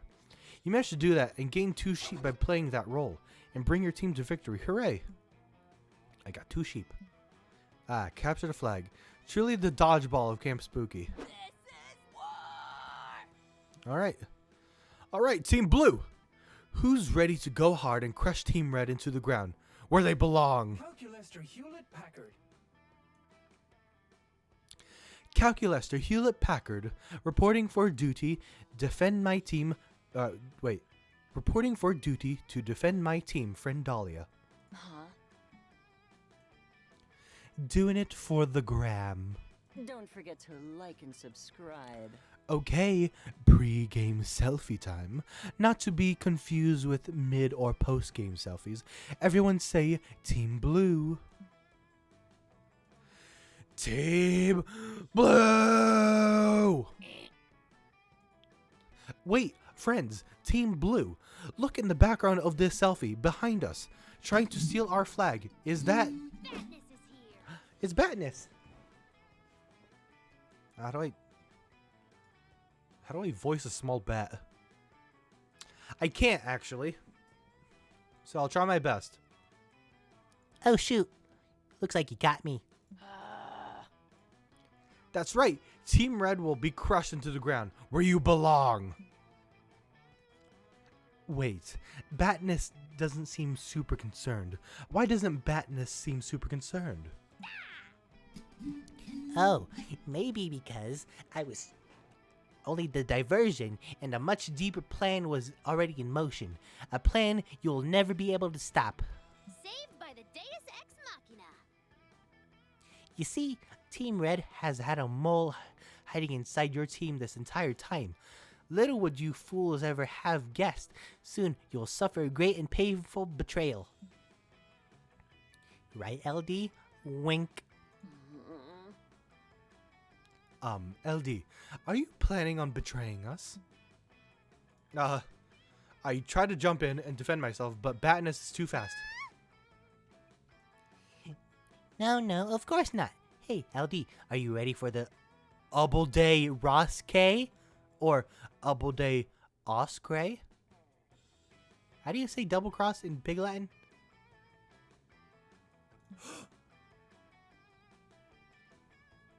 Friends Team Blue. It appears Batness is trying to get a secret message to possibly false friend LD. Oh, man. Has LD really been pretending to be our friend all these years just to set up this betrayal and let Team Red capture our flag? Okay, you haven't been friends with Dahlia for years, but much less anticipating a capture of the flag debacle. Time to clear your name before it's too late. Alright,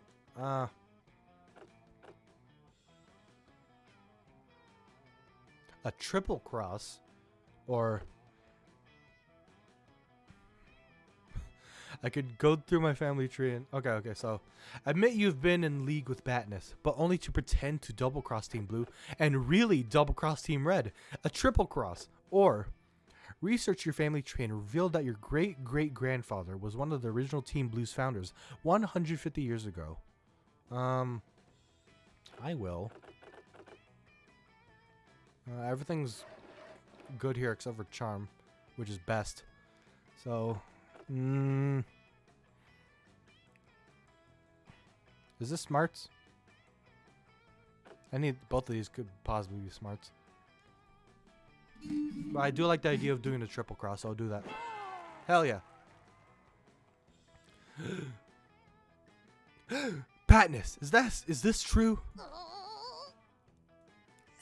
Of course not. LD is just trying to hide her betrayal. Error 404. Logical error. If friend LD were planning on betraying enemy Batness, then enemy Batness would be unaware of this plan and therefore unable to confirm or deny. Oh, how tragic. Wow, Batness thought she was playing us, but she was the one being played the whole time. Bet she feels pretty stupid. No, I don't. Because LD was never in league with me at all. I made it all up to confuse you.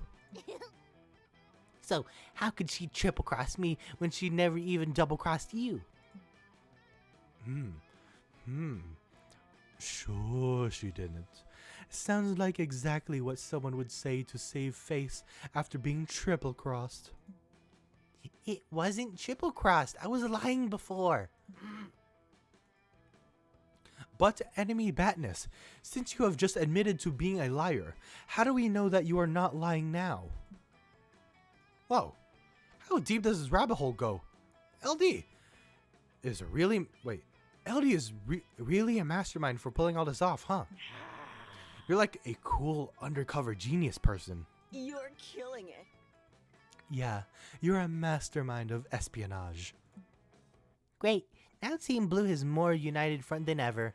Death to the Chancellor! Screw this. I'm going to assassinate the Chancellor. Success achieved. My analysis indicates that Batness was by far the strongest player on Team Red, and our victory is now all but assured. Hashtag winning. Lit. Victory selfie. Everyone say Team Blue, but this time no Batness in the background. The picture turns out adorable, as does your victory. I mean, your victory isn't adorable. It's more of a slaughter. But as far as slaughters go, it's pretty adorable. Whatever. Just take your 2 stone and 1 sheep and go. Sweet. Alright, the last night before the meteor shower date. Let's go! I think I really did seal the deal with Dahlia after fucking up in the beginning.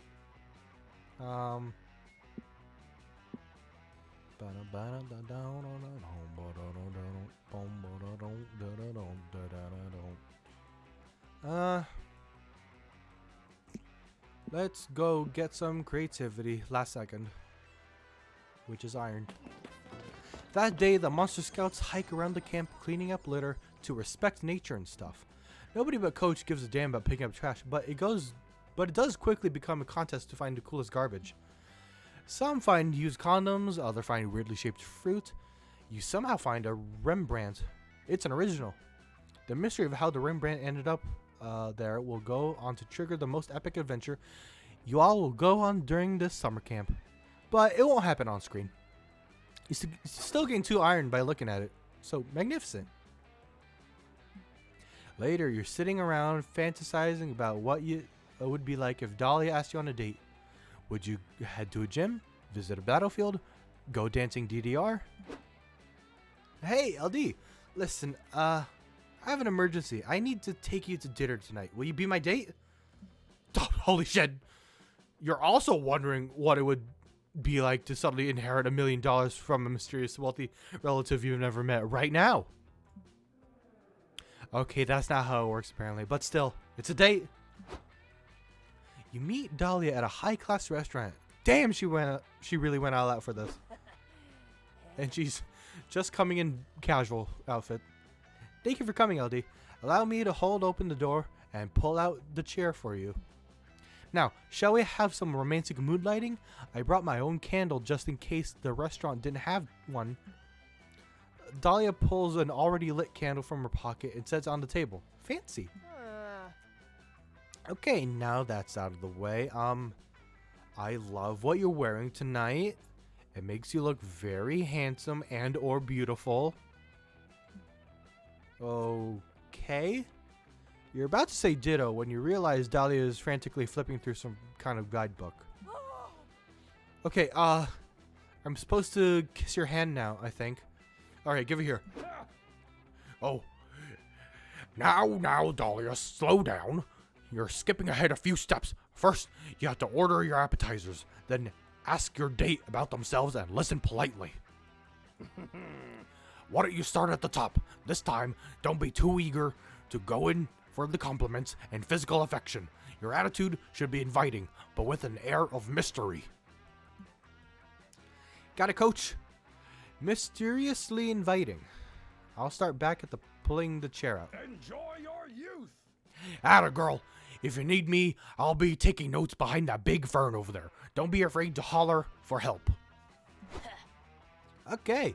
Elodie, let's try this again. You look very handsome and or beautiful tonight. Please, tell me everything about your childhood.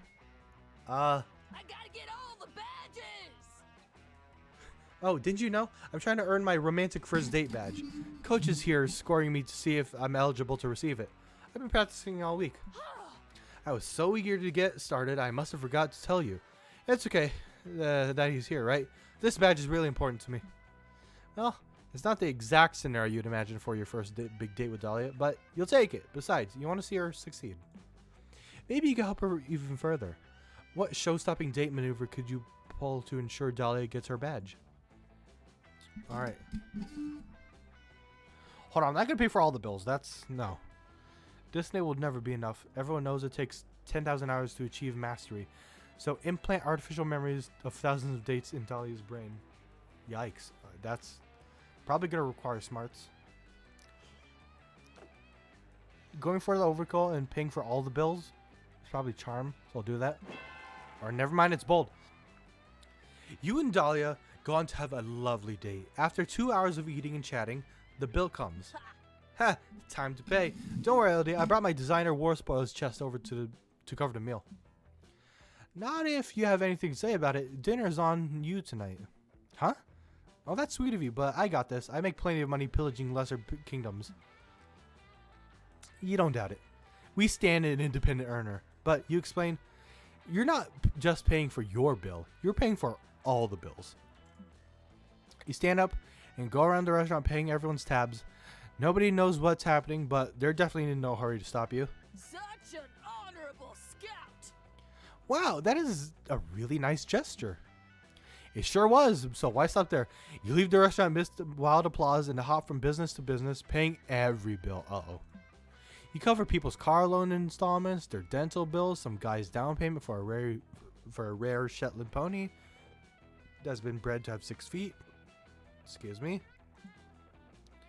Make it all the way to the federal government, where you bribe every politician in sight to pass bills you support. Bills equals paid. Oh, hell yes.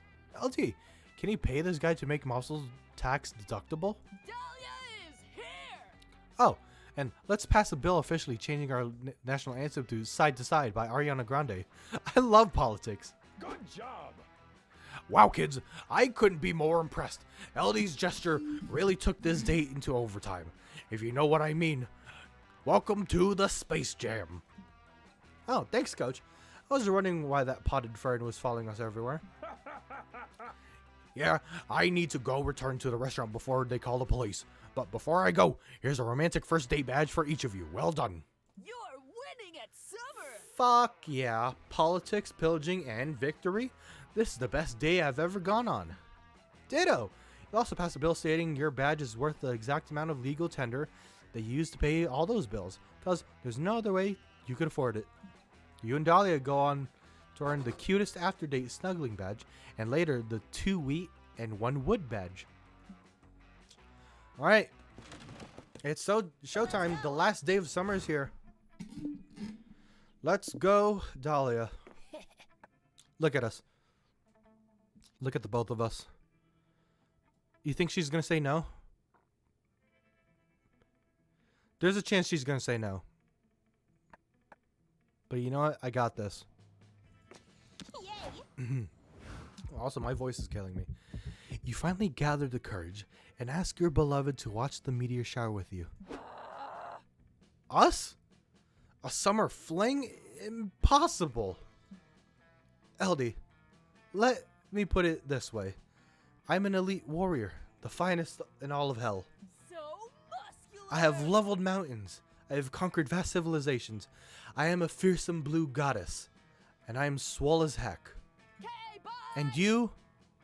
Well, you're closer to a potato than a person, so we're clearly from two different walks of life. Sorry. You're not a true Damn it. warrior. It's fine. All may seem lost, but you once heard the phrase, lucky at cards, unlucky in love. So, by sheer logic, you must be very lucky at cards. You go to a casino and bet all your belongings on blackjack. It turns out the saying is pure bullshit. You're not alone and poor. Well, that's fine. At least the first run was a success. Anywho, here comes cute credit sequence. Before we knew it, those weeks were gone. It felt like a hot minute, and it felt like an entire lifetime. That night, as we saw summer coming to an end, we all wondered what would come next for us. It felt like the end of something big. Little do we know, life still had many wonders and misadventures in store for us. Now I'm older, and I can see it. All those years became the foundation of the mythology of our lives. Broken hearts turned tragedies, sung for centuries. Wild nights became epics, treasured forever. Every kiss and every laugh is now a constellation we'll always find while gazing into the starry night, no matter how many years go by. Cute credits! Even today, I can still close my eyes, and I'm there. On that last summer night. Feeling like I was just starting to live life. Alright. With all my friends around that campfire, so young and unafraid, and so ready to start.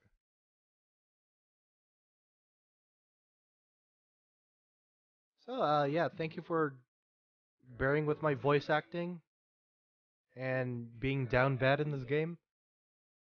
I'm 1-for-1 with losses and wins with a successful date, but you know what? I'll take it. It's better than no success at all. So yeah, this is a very unprompted Friday afternoon stream. I don't usually stream at this time, but I did anyway. So, also these are cute credits.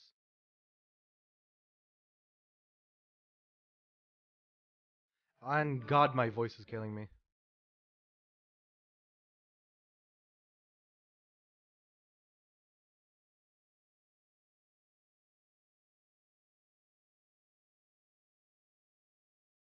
He needs some milk. Yep. I could use some milk.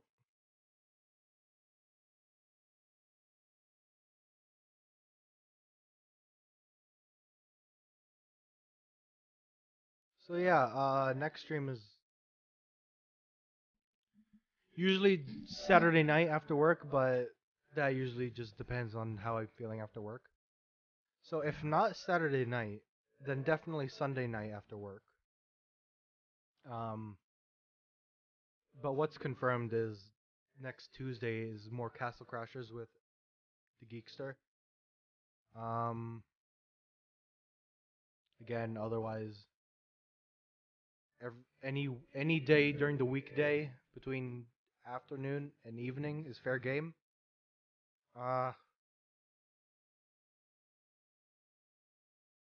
And whatever I stream is up in the air.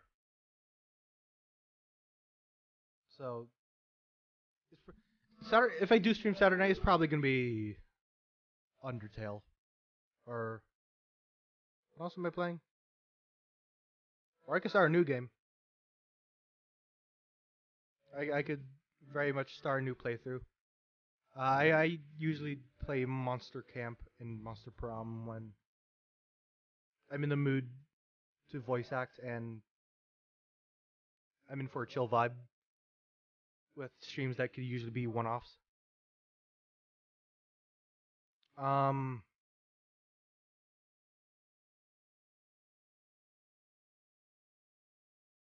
I could always switch.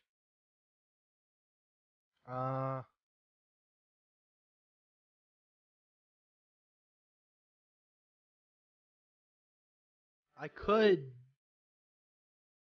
No, I'm not gonna stream tonight after work.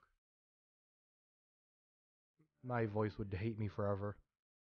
Uh, Yay! Thank you for making a game, beautiful glitch.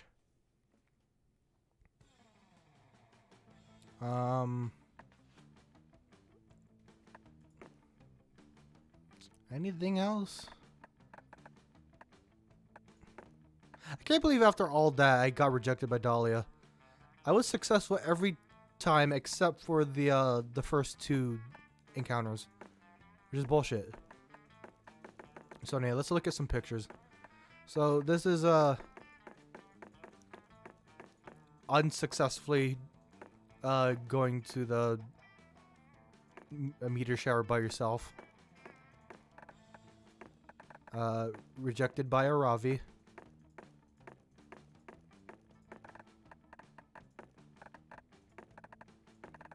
Rejected by Lester.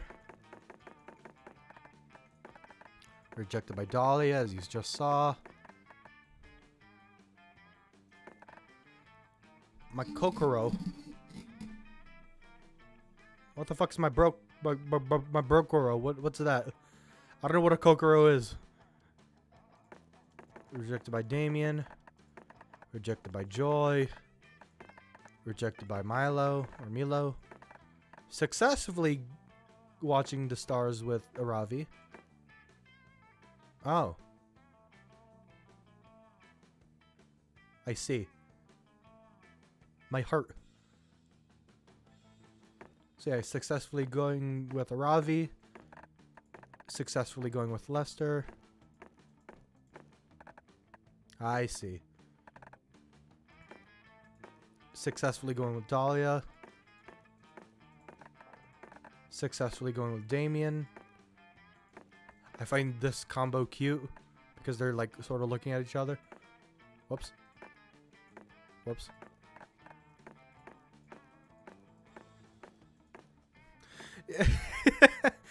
Why is there a fridge indeed? Okay, so after playing this game a certain amount of times, you rack up currency called memories, and you could go into like a meta game shop where you could buy, I guess, a new quote unquote player, which is just a fridge, which is hilarious. So that's fun. So successfully going with Joy. Fridge chat. Yeah, exactly. Successfully going with Milo or Milo, however you pronounce that. Fridge. So now these are some secret endings with Damien Booty. This plot involved proving Damien was still hardcore as hell to summon a wildfire, but in the end he just started a wildfire anyway. Skinny dipping with Milo or Milo. How do you get this again?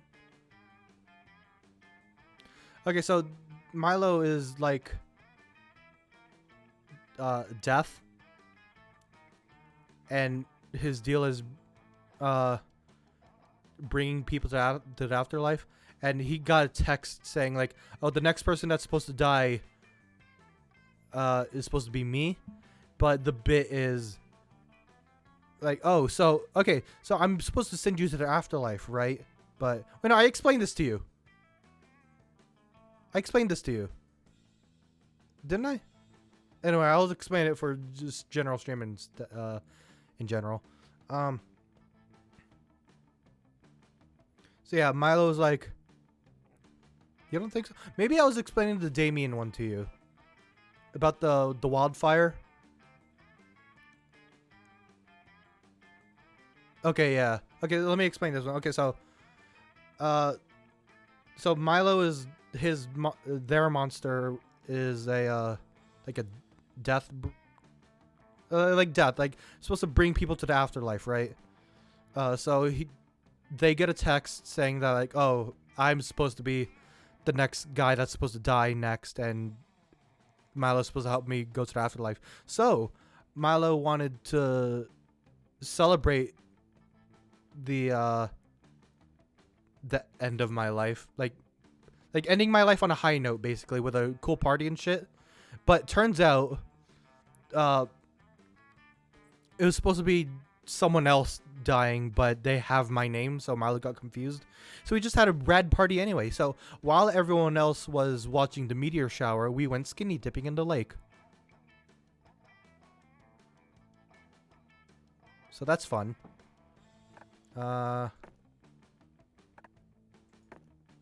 I don't remember what this is with Dahlia. I think this was something about making Dahlia the next summer, like goddess of summer or something like that. I don't remember. But yeah, I have just those secret endings. Just only 3 of them.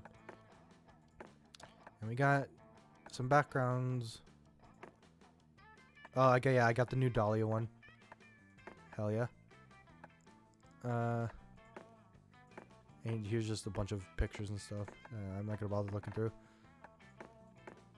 So here's all the main characters. Here's Aravi and Hex. This is Aravi, that's Hex. She's the Slayer in the first game.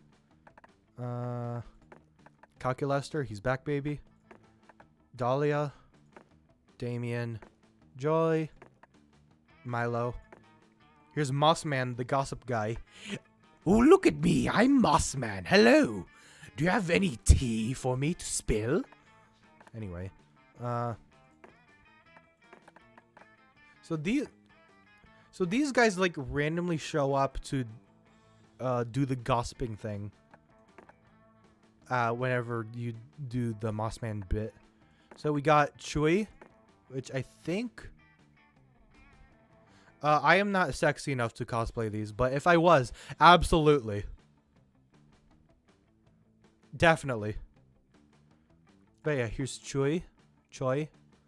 I think she's supposed to be Chupacabra. Yes, Valerie is so cute. I love Valerie. Here's Rachel. She's like a satyr deer person. Here's Belle. I don't know what her deal is, but she's cool. Oh, no, not Valerie. You want to be Juan? The small magical Latino cat? Oh. Well, thanks to you, you exposed me for simping for Valerie.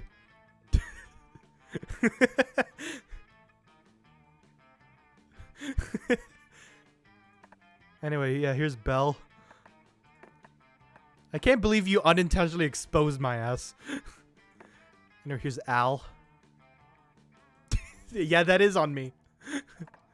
Skeleton guy. Here's Jared. Plant druid guy. Here's Coach. He's back from... I almost said season 1. But no, that's just Monster Prom. This is Monster Camp.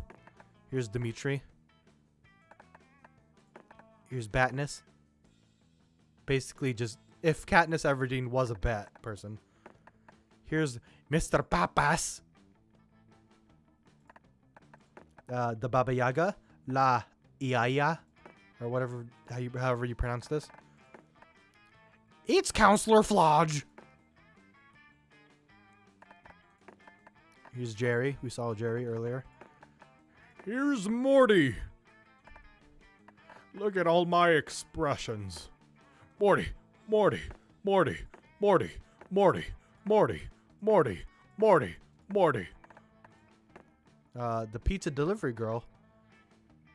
Yes. No, it's not even butt pockets. He cut out ass.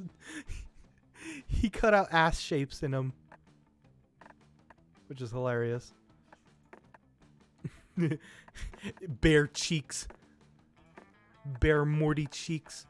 Anyway, so here's pizza delivery girl. So she's supposed to be like the ring girl, like the TV ghost. Here's Wanda and Stu, the lifeguards at the lake. The magic tree Mike. Miss Weaving. Polly. Not a dateable character, but a side character here. Scott is back too. As a side character and not a dateable character this time. A bear. Just simply a bear. Nora. Just the little fairy. CP Ulysses. Polly is cute though. I do love her. Look at her cute outfits. And very dateable in Monster Prom. I almost said season 1 again. This is not a show. Yeah, CP Ulysses. Here's Axarax. I don't know what their deal is, but they're hot. Salome. I don't know what your deal is either, but damn. Salome? Salome? No, there's that the thing there, so it's Salome. Gerard? Dominique? Chaz? The, I guess, alternate reality version of Scott. That's a long story. Hey, it's Tubular Eddie. Hey. And that's all the characters I've unlocked so far. But, as you can see, there's so many more assholes I have yet to see. Drinks. So this is fun. So we got a Molotov cocktail. It's not the sort of cocktail you drink. You should try throwing at it at someone instead. I don't know what this does in-game. Love potion number 9. If you don't feel like gradually building a relationship with someone through conversation and natural chemistry, this drink is a great substitute. So, I think the way this works is that you don't have to worry about like working your way through the game. You could just drink this, and I guess whoever you were, I guess, talking to previously just instantly falls in love with you, and I guess you win the game by the end. Phobia shots. If you can't overcome your fears, why not drink them? Sounds like a bold plan to me. So you gain bold from drinking this one. Sangria. Delicious Mediterranean cocktail with a lot of charm. Imagination shots. Shots will expand your imagination and creativity for miles. Eating the unicorn is optional. Sex on a beach. A fresh and sexy beverage. Drink this and get ready for a fun time. So this increases bold, this increases charm, this increases creativity, this increases fun, and this increases smarts. The margarita. Drink a brain to get smart. Sometimes the simplest solution is really the best. Toilet wine. Genuine WC wine brewed by Polly Geist herself. I wouldn't drink it, but hey, I'm not you. Yeah, I wouldn't drink this either because in-game this just lowers your stats, which is bullshit. Bone hurting juice. Ow! Your bones. So whenever you get the option to drink this, it doesn't give you the description until after you drink it. So I was like, wait, is this a good drink or a bad drink? Is it like bone hurting juice as in this is a strength potion for me to hurt people more? But no. It's just literally straightforward. It makes your own bones hurt when you drink it.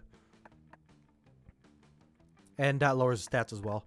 Tequila Moonrise. Normally tequila makes you make bad decisions, but this one raises all your stats, so I guess it's fine. A hot shot. It's a demonic blood pact you can drink. Share it with a friend, and you'll each absorb each other's strongest stat. That's straightforward explanation. A beverage. A drink for the aspiring Joe Schmo. It'll average all of your stats. Wait. Yeah. The mosquito. When you drink this, the magic mosquito inside will drain your highest stat and redistribute it amongst all your other stats. Cool? AB blood. Upon drinking this, some of your friend's blood will be transfused into your veins. It will absorb a bit of each other's stats. You'll absorb a bit of each stat from everyone. So you literally suck stats out of your friends and gain more stats from it. The full moon. When you and your friends each take a sip of this magic brew, all of your stats will raise just a bit using the power of the moon. Awoo. Joe Crow. A legendary booze to be shared with friends. After it's had its way with you, you might find that all your stats have been swapped with your pals. Spell Shake. Apparently, this is what happens when Juan gets bored. It's a distilled spell that'll swap all your stats with your friends. Old Chum Champagne. Share this drink with a friend. It'll swap one stat with your choice with theirs. What could be good or that could be good or bad for you, but that's the magic of friendship. The Double Gift. A generous beverage to be gifted to a friend. How thankful of you. The Sake Bomb. Don't drink this. It'll explode and change all your stats randomly. It's much safer and more fun to throw this at your friends. So yeah, you could. What this will do is just ruin the stats of your friends and not yourself. So if you want to make enemies in this game, that's how you do it. The Pina Colada. This drink is sure to shake up your brain and also swap 2 of your stats randomly. The Bargain. What a deal. This drink will make everything you receive, make sure you receive everything at a discount. The Cosmopolitan. A drink that disrupts the very fabric of the cosmos. If you're reckless enough to drink it, it'll double all the stat effects you receive from here on out. Casket Wine. It's a cursed casket some idiot put a straw in. Drinking it will force you to choose one stat, and only that stat will be gained or lost as a result of your wacky misadventures. Pair of beer boots. These babies will make you drunk walk all over a chosen location until you become an expert of it. Anytime someone visits that place from here on out, they might get double stats. Loyalty Lemonade. This drink rewards loyalty. The more times anyone visits a location in a row, the more stats they gain there. A Ski Mask. It's a magic ski mask that lets everyone go incognito. I guess drinking it means your inner stats will go incognito instead. So, like how mine got turned into a Settlers of Catan, this will just put like a sensor bar over all the stats, so you have to remember which stats were what. And that's gonna be that would be difficult if it was like your first time playing the game, for example. Screwdriver. Wait, no. The Cool Dude. This chill drink will give everyone a cool new nickname. Nice. The Redacted. It's a drink so mysterious that nobody even knows its real name. By drinking it, I guess the same will become true of you. So, this will just replace your name to literally just Redacted. The Screwdriver. A truly inexplainable drink that changes your stats a truly inexplainable drink that changes what stats represent your personality. Weird.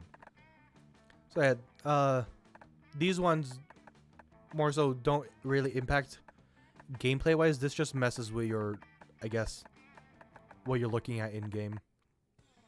The Hexaland. This is what I drank earlier. This drink will exchange your priorities. Now it'll be more focused on the important stats in life. Fantasy Ale. Do you want your life to feel even more like a wacky, poorly planned RPG? Then boy, do I have the drink for you. So this one replaces the stat names with like D&D ones. So smarts is wisdom, charm is charisma, fun is something, bold is strength, and the other one is something else. And Gamer Girl Bathwater. Cringe at the name all you want, but if you drink this, the music in your head will be way more gamerish. And whiskey, it's just whiskey. Nothing happens, it's just whiskey. All Brines, rather. A whimsical cereal that changes anyone who eats it into the same tired zombie. Brains. And that's all the drinks. And here's all the items that you could pack with you. So you want a wand stuffed animal? You want a wand plushie? Here you go. And you got all these ones here. I almost have all these unlocked. It's just a matter of it showing up in the options. So I got 1, 2, 3 more things to unlock. So that'll be neat. The credits sequences, concept art, and oh yeah, all the special stuff. This is for more so tracking what you have actually completed or not. The same with the events checklist and stats. So I have played this game 15 times. Not all by myself, but some of them with friends. Ooh. I only have 1 success ending left. I guess that's the normal go to the meteor shower date with. Anyway. Yeah, you want to look at some fun concept art? Here. So, here's concept art for if Aravi was bird person instead, which is cool. Or what if she's a dragon? Or what if she was a fairy?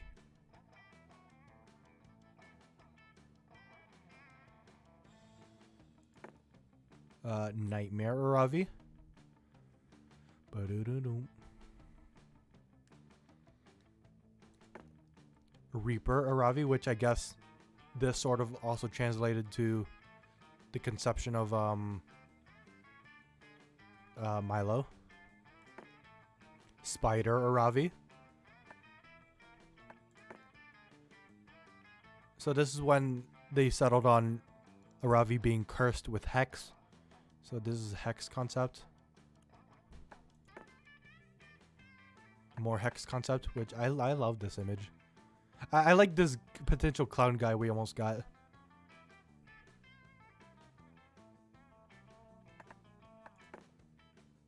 Different one.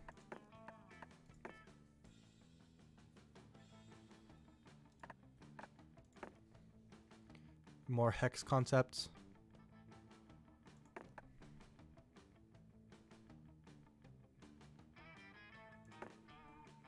And then we got some Milo stuff.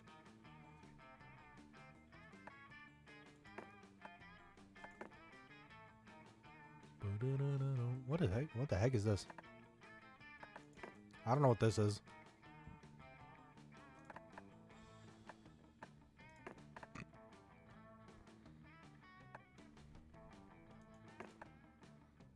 Batness, so I guess she was supposed to be, I guess, human sized. Small. So this is if she was like shorter, but not quite the bat she is now. And here she is. The bat she is now. Here's some colors for Batness.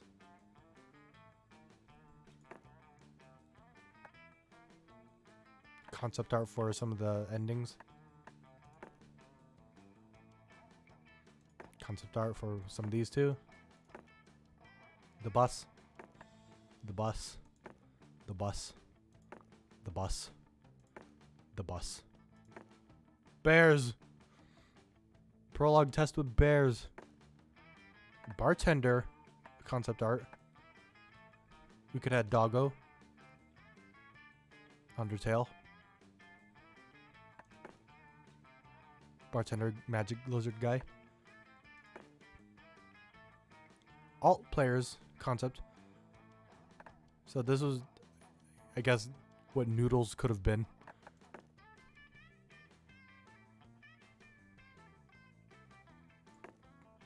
Yep, here's Noodles. Jojo, Kawaii, handsome guy, Shoju. And that's it. That's all the concept art I have for now. Alright. I played these games for long enough. So yeah, Geekster's streaming tonight, I think, so stick around for that, I guess. I already said the spiel about my streams earlier, so I'm not gonna bother repeating it. My voice is tired. Anyway, I gotta get ready for work. So, I'll see you guys later. Abrupt ending. Bye.